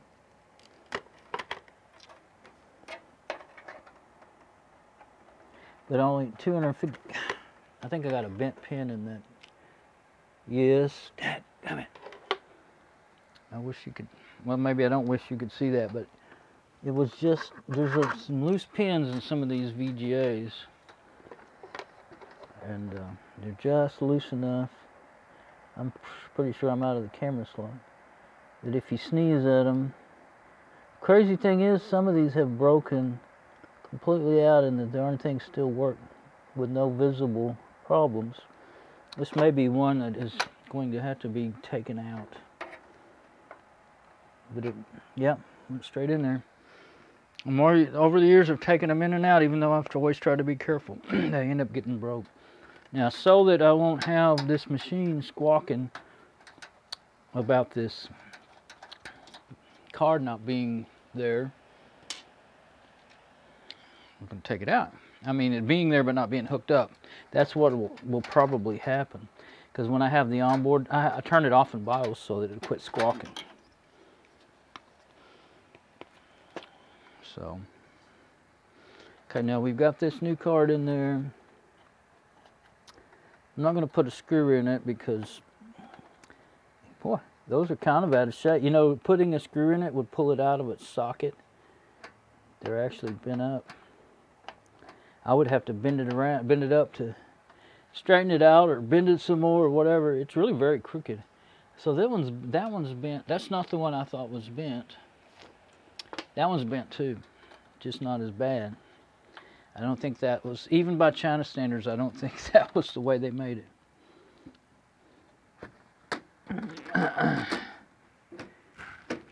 So even if they work, I may, if I can, still want to send them back. Now my laptop's getting tired. Okay. I might have to reboot it.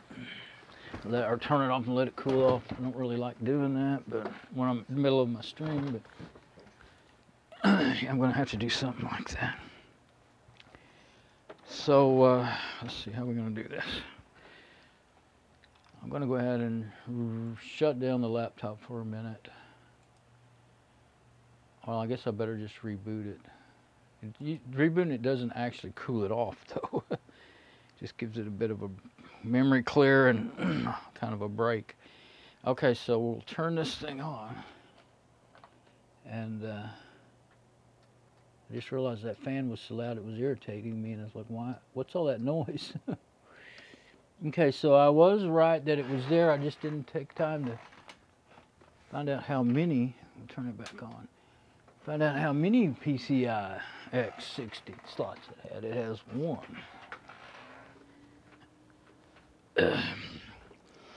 And that's for, you know, surfing the web. 256 megabytes not enough, because I mean, you can get by. That's actually all there is on this Lenovo Wi-Fi, but it drives me nuts. And I think it would. I mean, we'll shopping, you know, just like Walmart and Amazon. We'll get to it sometimes quicker than watching YouTube videos. So. When this gets booted up, I'll go right back to the remote desktop again. Well, assuming it all works like it should. And might get a different IP address. I'm not sure if when I reserve my IP addresses, I don't know if it goes by the MAC of the machine or the MAC of the card. MAC address of the video card. It should just, you know. I mean, when I put this other one in there, it just booted right up to it, found it, and used it. Now, these could not work, just like the onboard one doesn't work, because they are a newer version. I've got some terminal output here. I thought it did. Oh, it's done booting. Okay.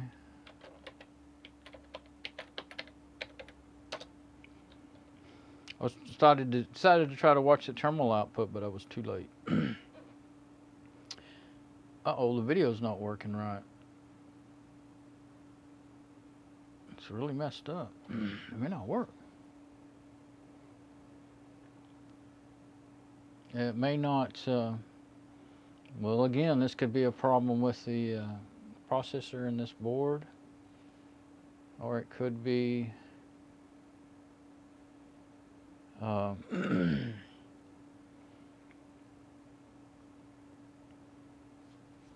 grab that camera that's on and try to show you. It's all wired up to that stand, but this is something you don't see all the time. Let's see if I can get it out of there. I think I'll have to take, yeah, well, that's not hard. I've got something that's easy to take off. I've got a cable restraint here that's easy to take off. So, look at that. Just get over here and sit down. I didn't even think about being able to do that. I have a homemade selfie stick on this camera, and that's mounted in the mic stand on that over there. But look at that. That's no good. Nothing you can do there. See, Control Alt Delete.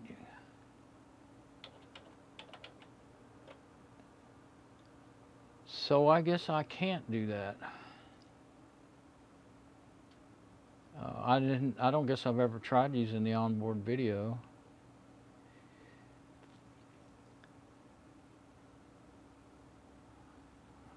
And I don't think I mean, I need to check that cable. You know, I had a cable connector problem. Can't really reach that from here. Do a hard shutdown.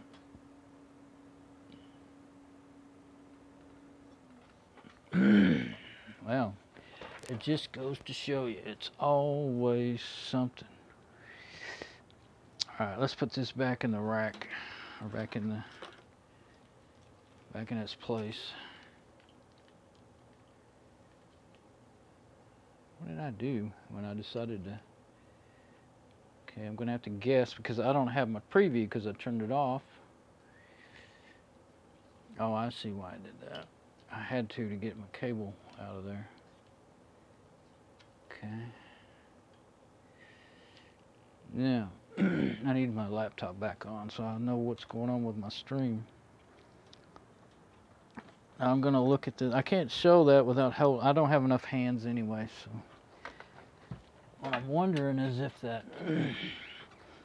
pin that's so loose, there's already one broken out of this thing. That one that's so loose is in its place, but it's ready to come out of there. I guess I could, oh, I know what I can do. I've got the endoscope turned on and plugged in.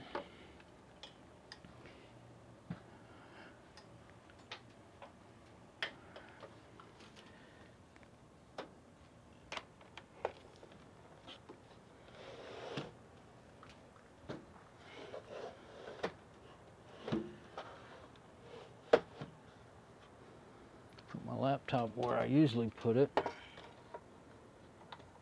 And then I can put my endoscope up here where I can actually get this under it. Let me get back to my control center so I can swap things around. Okay, now put that back in its place before we go on.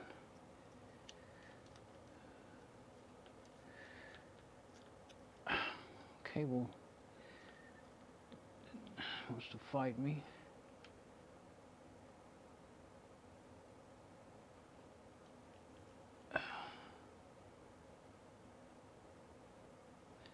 Sorry, I'm having trouble getting everything adjusted here. Okay, that's pretty good, actually. All right, now.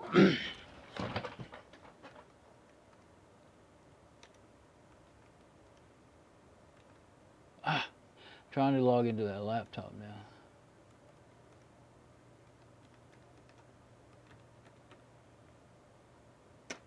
Okay, so that I can get my preview back up so I can know what's going on with things.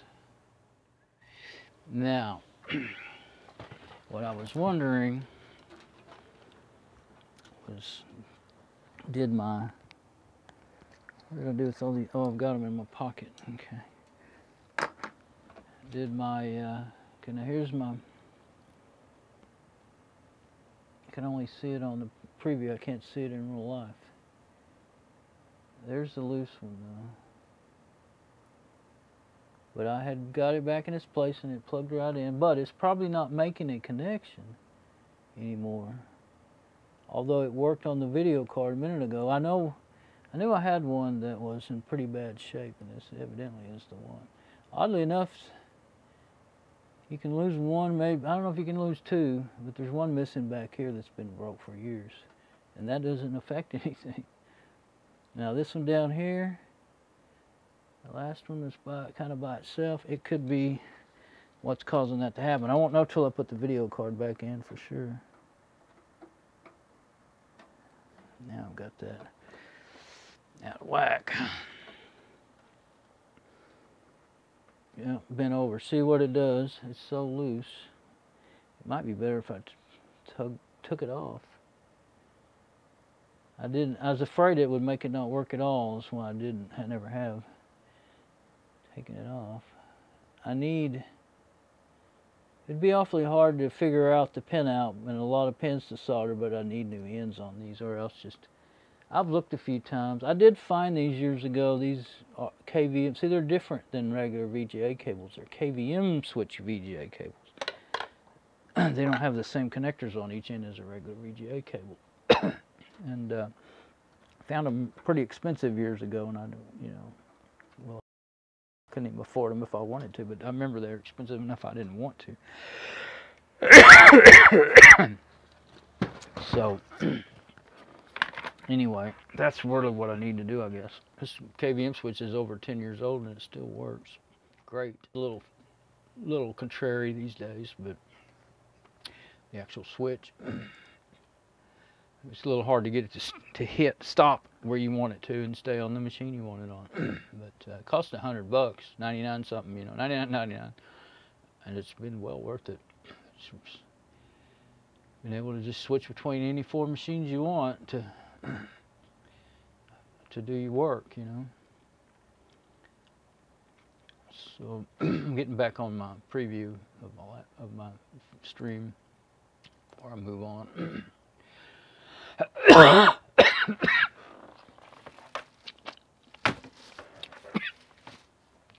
just remembered, yeah, it's gotten even hotter in here.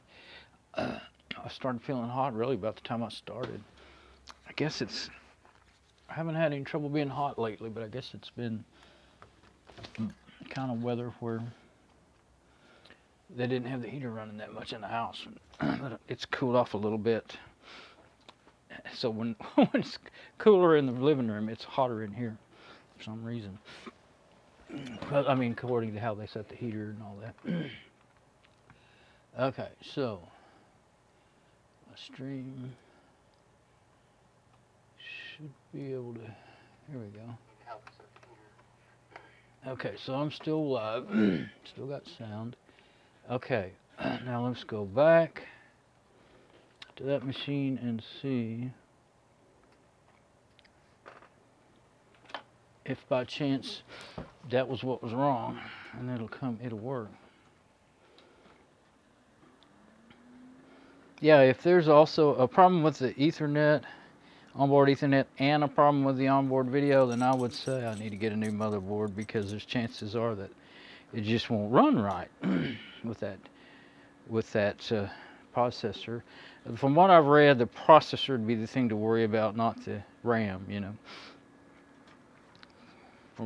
From what I've read, I was mostly concerned about the processor and whether or not it was going to work, though. So it seemed like when I was looking to see if I thought it would work, what I found was, yeah, it would work, but you wouldn't want to do it, because this is, you know, you find stuff like that usually in gamer forums, and they were wanting to overclock them, you know, overclocking forums and stuff.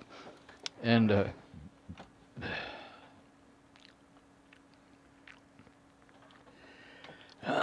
I'm booting it back up. We'll see if we have video this time.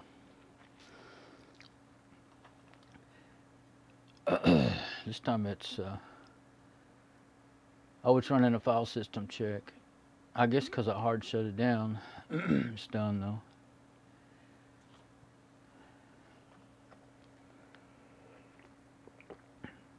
Couldn't see anything to shut it down normally.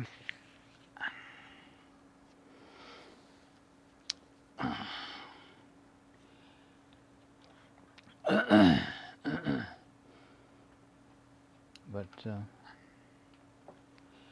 oh, well, it looks good now. Well, you know, I just now realized I think my video camera might have froze though, because I'm waving in front of that computer and I don't see nothing but the computer. It looks like it's still, oh, there's my hand. Okay, it's behind.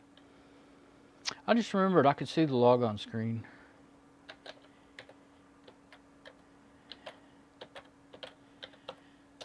Yeah, I had no trouble logging in. It's after I logged.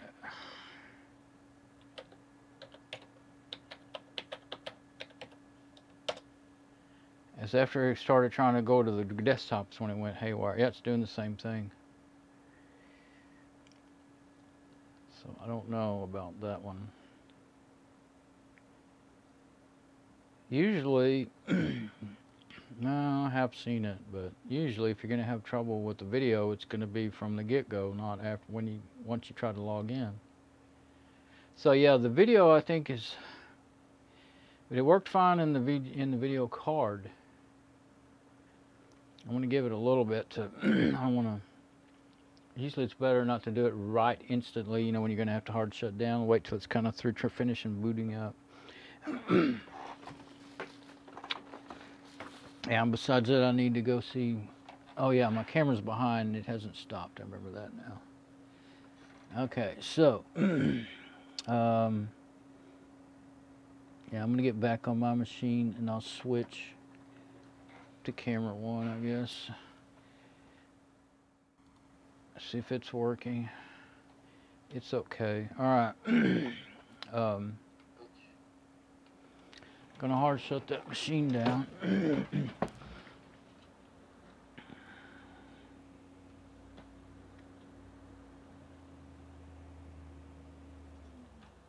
Again.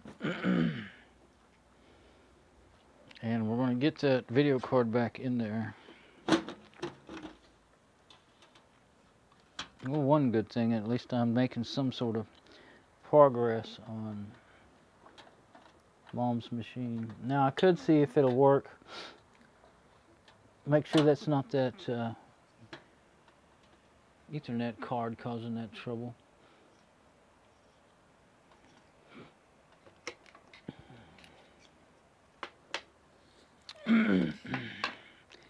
Yeah, I'll leave it just like it is. I won't have any Ethernet in it at all. Well, I could plug this into the onboard. Hell no. If I do that, I'm afraid it might tell, I don't think the BIOS would automatically just activate it, but it might, and then I got to go through deactivating it and everything. I'm fixing to lose that Ethernet cable. I need to put you somewhere. There you go. Now, I think I just opened the window and I just saw something fly by me. It didn't look like a mosquito, it looked big like a fly. I don't know, there shouldn't be enough room for something that big to get in, but I guess there is. Okay, so it's still on the onboard Ethernet. And I guess I'll go back to where I was. I forgot that everything's out of view. I really just wanted to switch off of there for a minute to maybe see if it would make it catch up. Oh, I didn't do what I meant to do. I did what I would do to start the machine up. Switch. That's the only thing that gets complicated. Using the KVM switch and doing a live stream. Okay, now it's still going to be behind, it looks like, but it is working. It's not froze up at least. Okay. Now we're going to boot it up, and it's still going to be behind. See if it does that same thing again.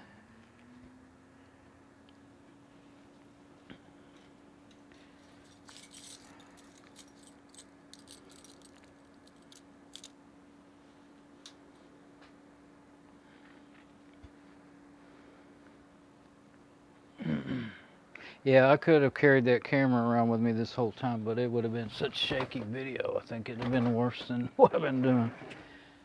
So we'll let it boot up again.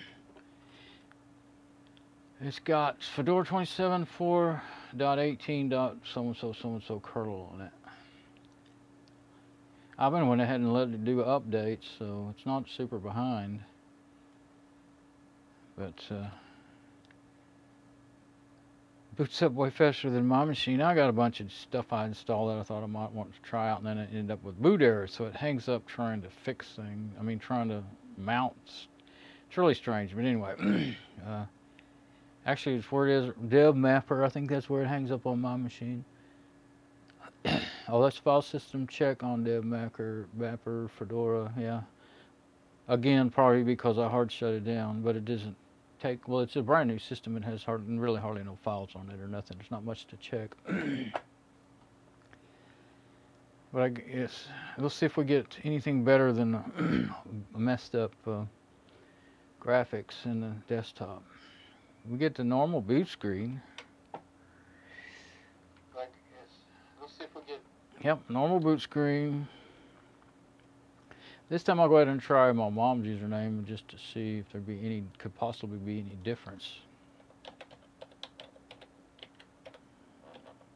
I don't see how there, would be, but I didn't do anything that should have broke anything. But I have the, yeah, same thing. I have the, that new Ethernet cord out of it.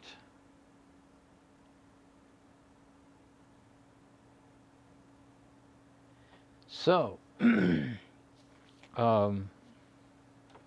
still can't test those cards unless I've got something else that I can test them in.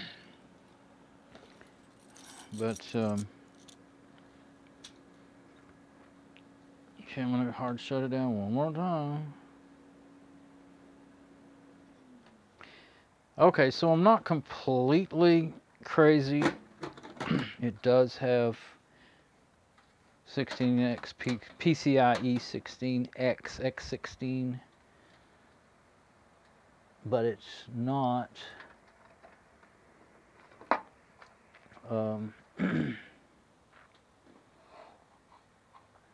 where's my, I'll put my old card in there. Put the one that works in there. It'd be easier to put that in last. Let's just go ahead and put the video card in there. It's the one that's contrary.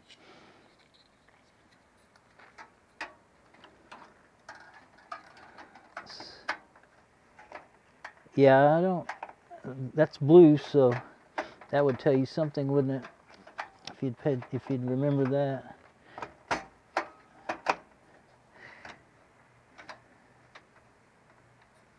Okay, now I think I'll go ahead and hook up the cable. That'll help me make sure that it's sitting in there. This one doesn't want to sit in the right place. Make sure all the pins are in the right place.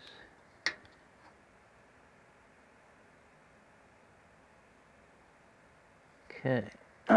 Could be that the one that pin completely lost connection there with that one last plug-in, unplug and replug or whatever. Gosh, it's so hard to see. They have to go a certain way, and it's hard to see that for me anymore.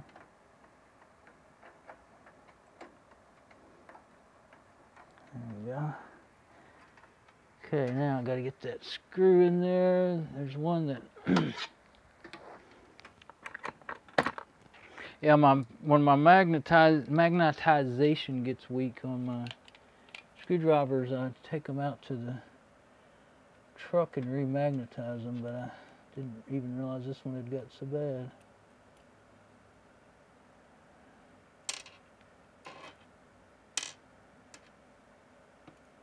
One of these screws has got some, some of these screws are smooth and some of them have a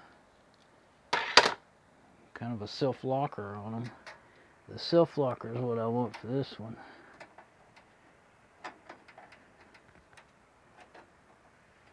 I gotta get over this side to see. There, that should be about right. But when you tighten it down, it tends to want to turn it out of there. So you gotta, actually what I need to do on that one is use the big screwdriver, and then as I tighten on it, it'll turn it out of there to just the right place, hopefully.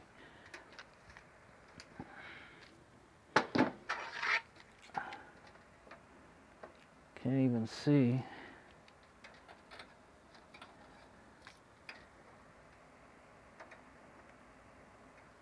Trying to see if I can, I wonder if I can get my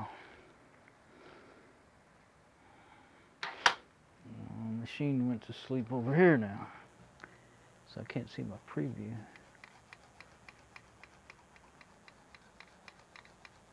That wasn't doing that, and it just started doing it. I think Fedora did that to me on some update. My old Fedora 23 always did that, drove me nuts. The monitor, it just goes to sleep, and it doesn't want to wake up sometimes too. And I'm afraid of hitting keys because then I'll mess up, or clicking the mouse because I'll mess up what I got going on my screen. Escape key won't wake it up. I don't know if hitting the space bar will do anything. Usually it's a safe one, but it won't wake up. Oh, it won't wake up because I'm not on the machine. In this case, it's, I thought there was something. Okay, let's put that box back on there. I can see I'm still streaming. I think I can still hear myself. Yeah, so it should be okay. I was gonna get the, I was thinking of getting the endoscope and using it to look at what I was trying to look at and also show it, but trying to see the gap on either side of the VGA cable. We'll see if it's touching that VGA card or video card will move this way a lot when you tighten that screw down. This time it didn't move at all. Usually it'll move a lot, and I don't know if I have it in the right place. Can't really see. Looks like it's very, very close to the edge. Oh, I can see it now. No, you couldn't even, if you wanted to plug in a DVI cable, you couldn't. It's covered up. Okay, that's what I needed to know. Now, if you get it in one spot, if you don't get it in the right spot, it won't, it'll move every time you tighten it down. Okay, I think it's okay.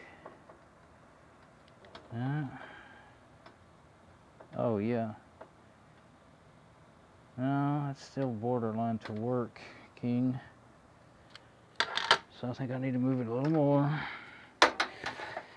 Yeah, this is the most pain in the butt here. This particular box. I guess you would say. It's the box, really, I think, causing it. It's nice looking, but it's, some of the functions are not too good. It's one of those really thin metal boxes. Big box, but I mean, some of it's not thin, some of it is, some of it isn't. But anyway. Okay. Now, oh yeah, we forgot to, where is it? I didn't even put the Ethernet in it yet. I was gonna go ahead and do that too, because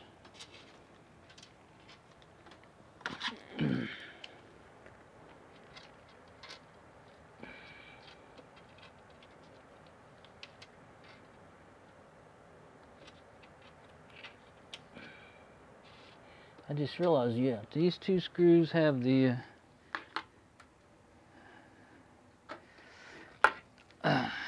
gripping on them.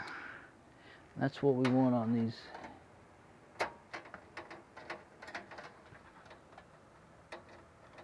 So it'll hold them in place, because if you use the ones that are slick, they won't hold your cards, your PCI cards in place. As a matter of fact, they'll make them, when you tighten it down, they'll shove them out of place. And so they just don't work. Okay, so there's very few times you run into that kind of thing where you have to use one or the other kind of screw. And that heater's about, it's just like the heater just won't stop running. That's not really the case, I don't think, but it feels like it. Okay, so now, that's not really the case, I don't think, but it feels. Okay, we got those back in there. I really didn't want to, it's not that hard, but I didn't really want to take that board out again and redo all that, but that's all right. I think I'm gonna have to, I've got a feeling, unless I find out that that cable is the real problem. Well, it's not the cable, because if it was a cable, I wouldn't have a logon screen. So,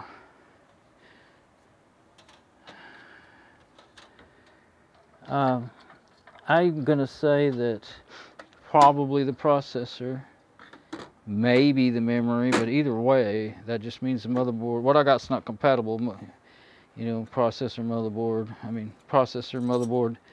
memory maybe, probably not, but it runs fine. Other than the one thing with the, and it might not be a problem if it was a different motherboard, you know, for the running OBS Studio in here. But so let's turn it, let's look it over again. Okay, VGA, Ethernet. We want everything back like it was. Okay. I keep forgetting to turn it off. It's not necessary, but it seems to be regarded as a good idea to not have them plugged in. Well, with it plugged in, if I was to short out anything, you know, that's live, of course that would be horrible. It would just blow up the motherboard. That's why. But as far as plugging and unplugging PCI cards, as long as you don't drop them somewhere and short out something that's hot, which that could happen. I just keep forgetting. I usually go ahead and turn them off or even unplug them. I kind of think though, well, if you have ground, my house is not grounded. It's a 2-wire house. If you have a grounded house, then I would think that being grounded might help save your equipment, you know, just being plugged in but not turned on. But give that static electricity to a place to go and stuff like that. But I generally always grab the case. I'll usually always hold on to the case while I'm doing stuff, so I usually do. Once in a while I actually get a static electricity shock, so it was a good thing, you know. I haven't got one today, but yeah, I forget that too. I wasn't thinking about it, but I got to thinking, oh yeah, I always grab the back of the box. Well, from what I was doing, you pretty much have to, you know. So I did get rid of any static if there was any. Okay, let's see if it's gonna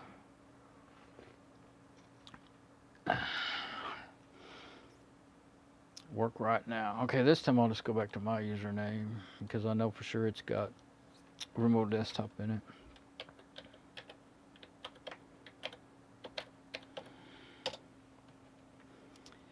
Login screen's perfect. It was just when it went to the desktop. Yep, desktop's just fine. So now I realize I got 2 problems with this processor and motherboard combo. The Ethernet doesn't work and the onboard video doesn't work. So I would say that there's good portions of this motherboard that's just not compatible with this AMD 8300 processor. And I remember the one thing that I read that seemed like somebody that they gave enough information, it sounded like they knew what they were talking about. They said this, this, and this, and yeah, it'll work, but should you do it? No, I wouldn't do it. You know, but I didn't want to spend an extra, you know, $80 to $100. So I thought it was worth a try, thinking, well, at the worst case scenario, I'll have to buy another motherboard later. So it looks like I am going to have to buy another motherboard. So, wish I'd have got one when they were $62. Because I don't think there's any around that price range now. They're at that age where people still want them, but they're not making them anymore, so they're old enough. And there's always that time with computer parts where they go up, they go down a little bit, they go back up, and then they go way down, and then they're gone for good. Well, they're at that last going back up. At least that's my estimate of the situation. All right, so we're going to get back on the remote desktop and make sure everything works. I got to put make a password for it. It doesn't save the password because I never did set up the keyring in that machine. Password keyring. All right, now we'll just get right back on the SM58 again. I think I've kind of got that cough drop finally helped, I think, with the coughing fits. But okay.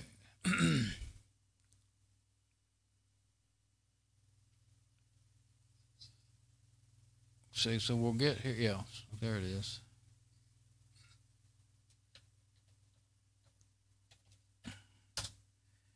There she blows. Okay. Go back on the I'll just do another speed test and see if everything's like it was when I started, see if it's changed any. Okay, so now I know I got to do that before I can finish this machine. So I thought I was ready to finish the machine.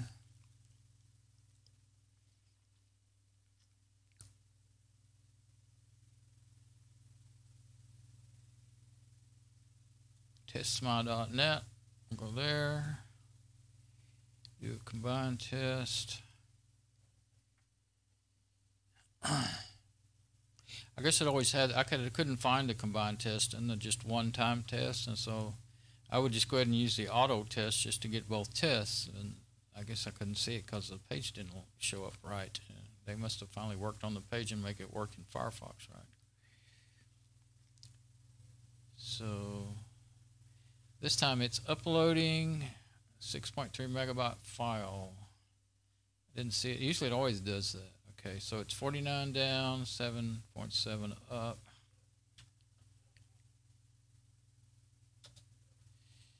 And let's see what's the results here lately. You have to hover over that area to get it to show up where you can read it.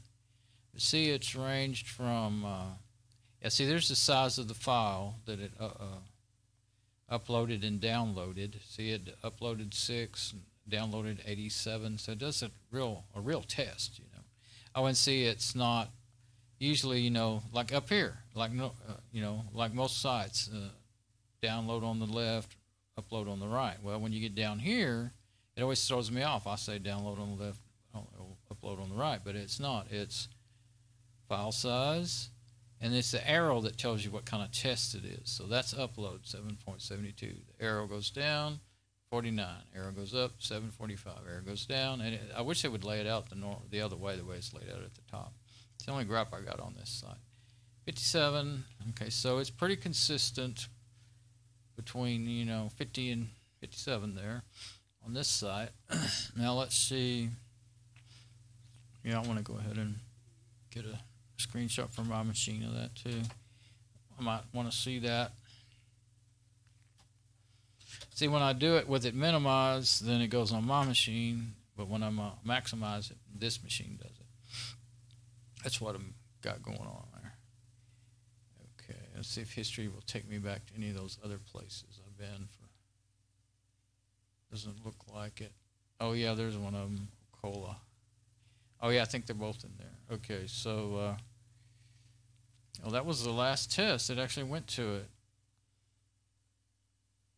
Okay, we'll hit go and it'll take us to a new test.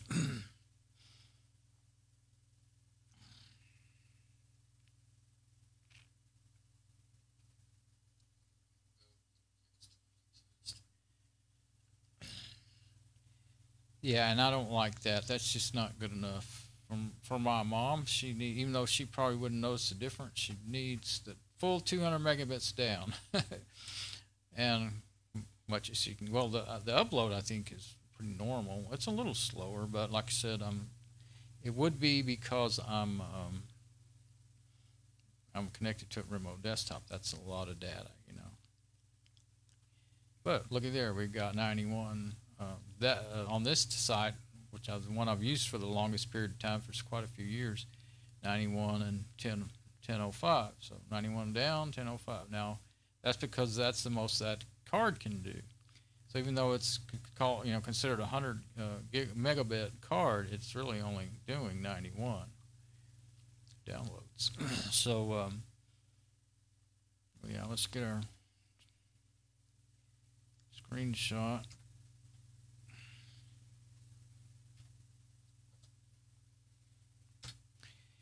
And we'll go, oh, let's put that in. I might want that again. Let's see. There we go. This time it'll be in the favorites. May never need it again, but I might. Never know. Okay.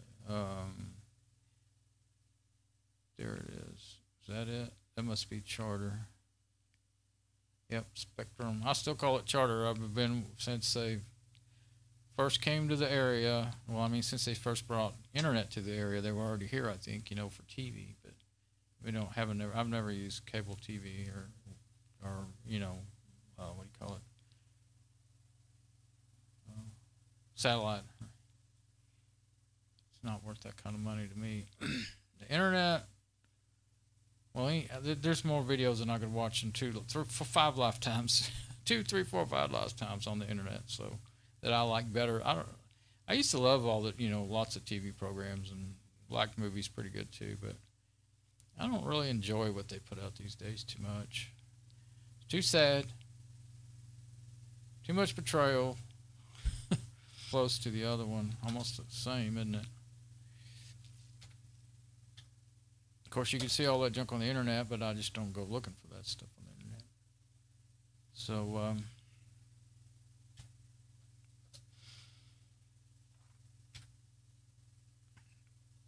all right, so let me think. Anything else I need to know on this thing before I go? Let's take a look at the... Oops, that's not what I wanted. Oh, well, that is what I wanted. I was trying to hit the home button, but I thought I missed it. I wonder if I have any... I don't think I really have much of anything in here as far as bookmarks. Fedora, Amazon... I was wondering if I had anything of my research on this machine, in here. Sorted by name, so it's a little easier to find things. No. Virus scanners, huh? Oh, yeah, I know why I was looking at that, because there was a bad add-on that was in the... I think it's probably still there, that I installed on, well, I installed it on, I was syncing add-ons and, every bookmarks and everything with Firefox. Actually, not bookmarks, because years ago I lost all my bookmarks, so I never did that again. But I was doing add-ons and stuff, and I put it in one machine, and it automatically went to all mine and Mom's too, and turned out it was serving up malware, a malware site, so... and it's a fake virus total add-on, BTZilla. It's a fake BTZilla is what it is. So I don't guess I've got anything about that in there. But anyway, I was looking for all ways to scan, because, there's only really one. Well, there used to be, there's ClamAV, which I have on here, I think, somewhere. And then there's there used to, Avast used to have one that ran on Linux, but it was pretty buggy and didn't work well, and they quit making it. It's not available anymore for several years now. So you got ClamAV, basically, just different GUIs for it. And it's a good scanner, but, when you really want to scan a system for malware, the Windows viruses won't hurt a Linux system, but there's some cross-platform malware, viruses, whatever you want to call them, rootkits and things that can hurt Linux. And so I was worried about what might have got on here. That's the number one reason why I'm going to reformat this thing again. But anyway, I was trying to scan it and see if there was anything would show up on it after I saw that bad add-on. And of course, there's a lot. For years I've used Live Linux distros, to scan Windows systems, but they can't mount the ext4 file system, it can mount the ext4 on some of them, but it can't mount the LVM that Fedora Linux uses. So you can't use those rescue systems on a Linux system. I don't think I ever found one. You can on some domain systems, but not on, because it uses ext3 or 4, depending on which version of domain you're using. But for Fedora, with those LVMs, only Fedora. I mean, you can mount them if you know all the commands, and you can do it in the command line. But one of those rescue systems, I don't know. I'm sure somebody could do it, but I can't. I don't want to mess around that long with it. So to try to do it. So anyway,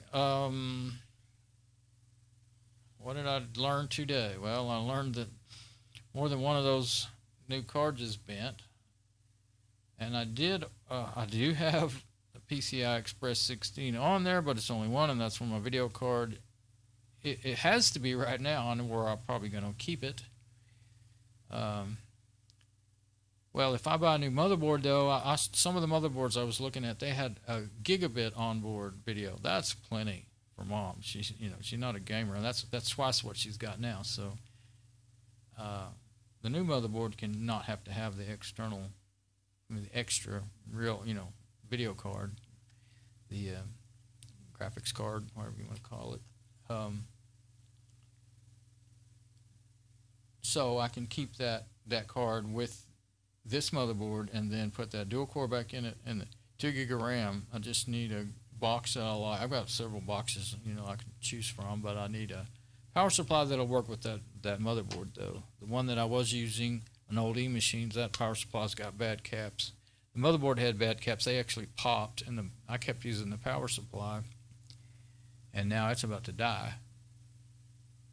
But they haven't popped yet. I was acting crazy and doing all kinds of things, and I finally realized, it was probably the power supply. It's too little anyway. It was only like 250 watt power supply. But so yeah, I got to get a motherboard for this now. That's all right. I was kind of leaning towards doing it anyway, just because I didn't like it. Just felt like it was hacked together, with onboard video that doesn't work, and having to buy a PCI card for it and everything.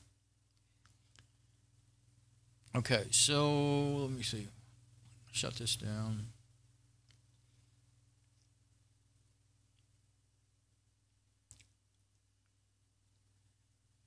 I'm tired now. There's one more thing I'd like to do.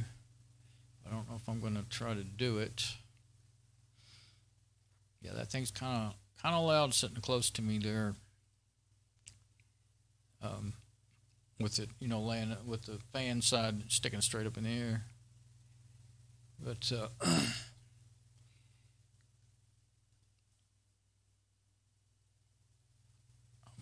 went blank there. Okay, yeah, everything's still working. Okay, yeah, I knew it'd been a good while, 2.5 hours. Takes a while to get some of this stuff done, especially when you get mixed up. I kept looking at that video card slot, thinking, in my head it kept running through, maybe that's the slot it would go in, and then I thought, no, that's a video card slot. And I was not thinking, I was thinking of AGP video card slots, that's all they do. Well, PCI Express does all different kinds of cards, video and Ethernet and anything that's PCI Express of the right speed, compatible speed. So, but I've only got the one in there. So that was in the early days of PCI Express. Well, not real early because it is a 16X slot. But I think they started out with a 1X and went up from there, if I remember right, or X1 or however. I think they put, instead of 1X, they say X1 or X16. That's how they write it out, I think. But well, the thing that I'm wanting to do, and I you know what, I'm so irritated with this dust and the heat and everything. It's still 78.4 degrees in here, but it does feel better now that I got some fresh air in here. The window open. I opened it wide open. I wonder what it is outside. Flip my little. Again, I went somewhere in a different direction in the middle of my sentence. That's really aggravating.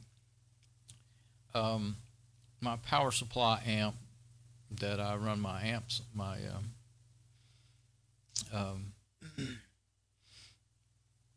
that I run my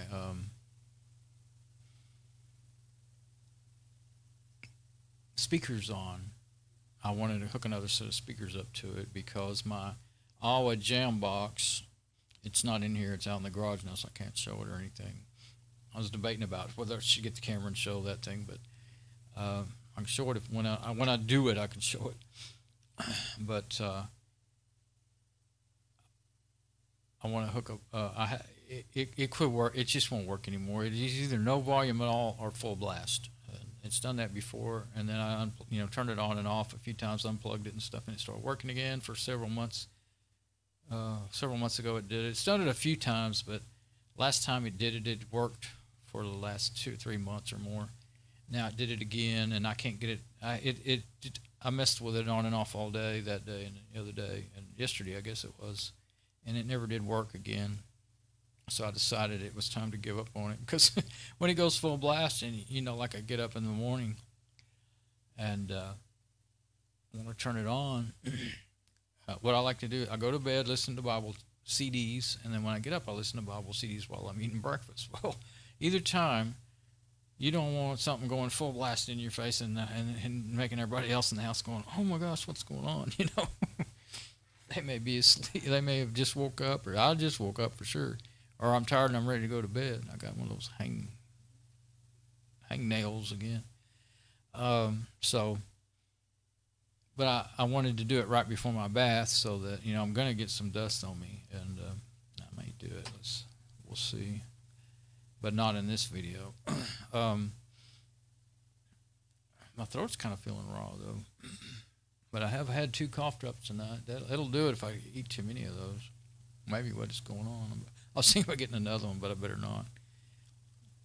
It was already dry and kind of dry feeling, kind of, you know, probably from dust and stuff. And now after, it's been a couple hours apart, but I've had 2. Those cough drops can be pretty strong. They're natural, but they're naturally strong. So anyway, we'll see. Let me get off of this video, and I don't know if I'll do that or not tonight. I want to, because I can tell I missed those other set of speakers. You know, they're not plugged into anything, and actually they are more in the they have more mid-range than the other speakers I have, and I can understand this when people are talking when I'm watching videos better with them going. And so anyway,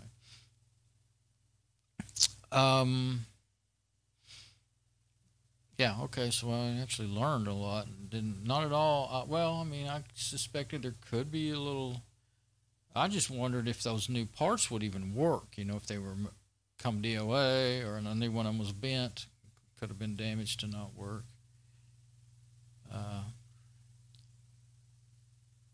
I don't have, see, that's the only thing I have that one of those would even plug into. I don't have anything to put them in, so since they're bent, if I still within the return window, I may as well send those back. There's no point in hanging on to those that I can think of. Well, there would be if they would go into any of my other machines, because I would like to, you know, any machines I use very often, I would like to get faster, you know, get gigabit Ethernet, you know.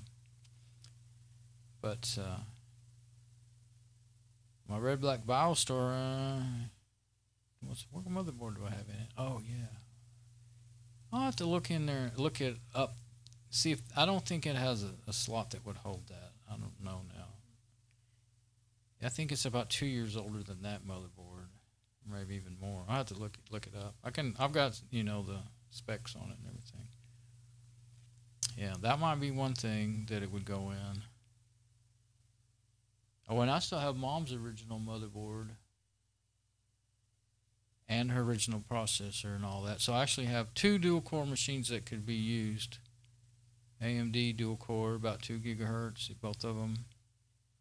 Mom's original, her original motherboard, BioStore motherboard, and 2.2 or 4 gigahertz, and its memory, I think it's 2 gig of memory.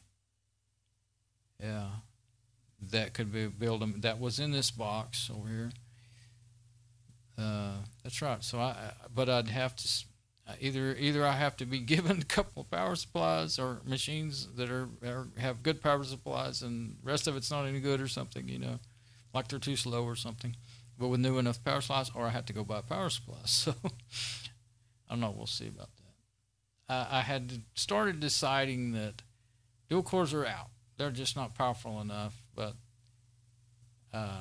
my servers are single. What I use for servers are single cores, and I realized, you know, it depends on what you're doing with them and what Linux distro you put on them. You know, if you put a Debian, even up to Debian 9 on a single core will just run great.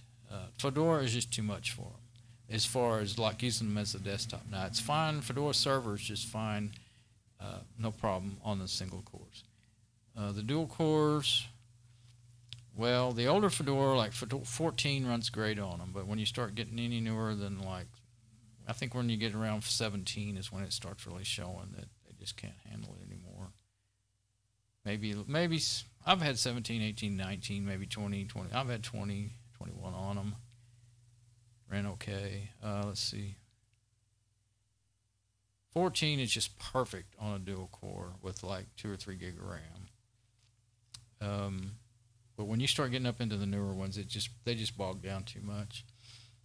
But you can run the Bane on them, and they'll run great. It's a lot lighter weight.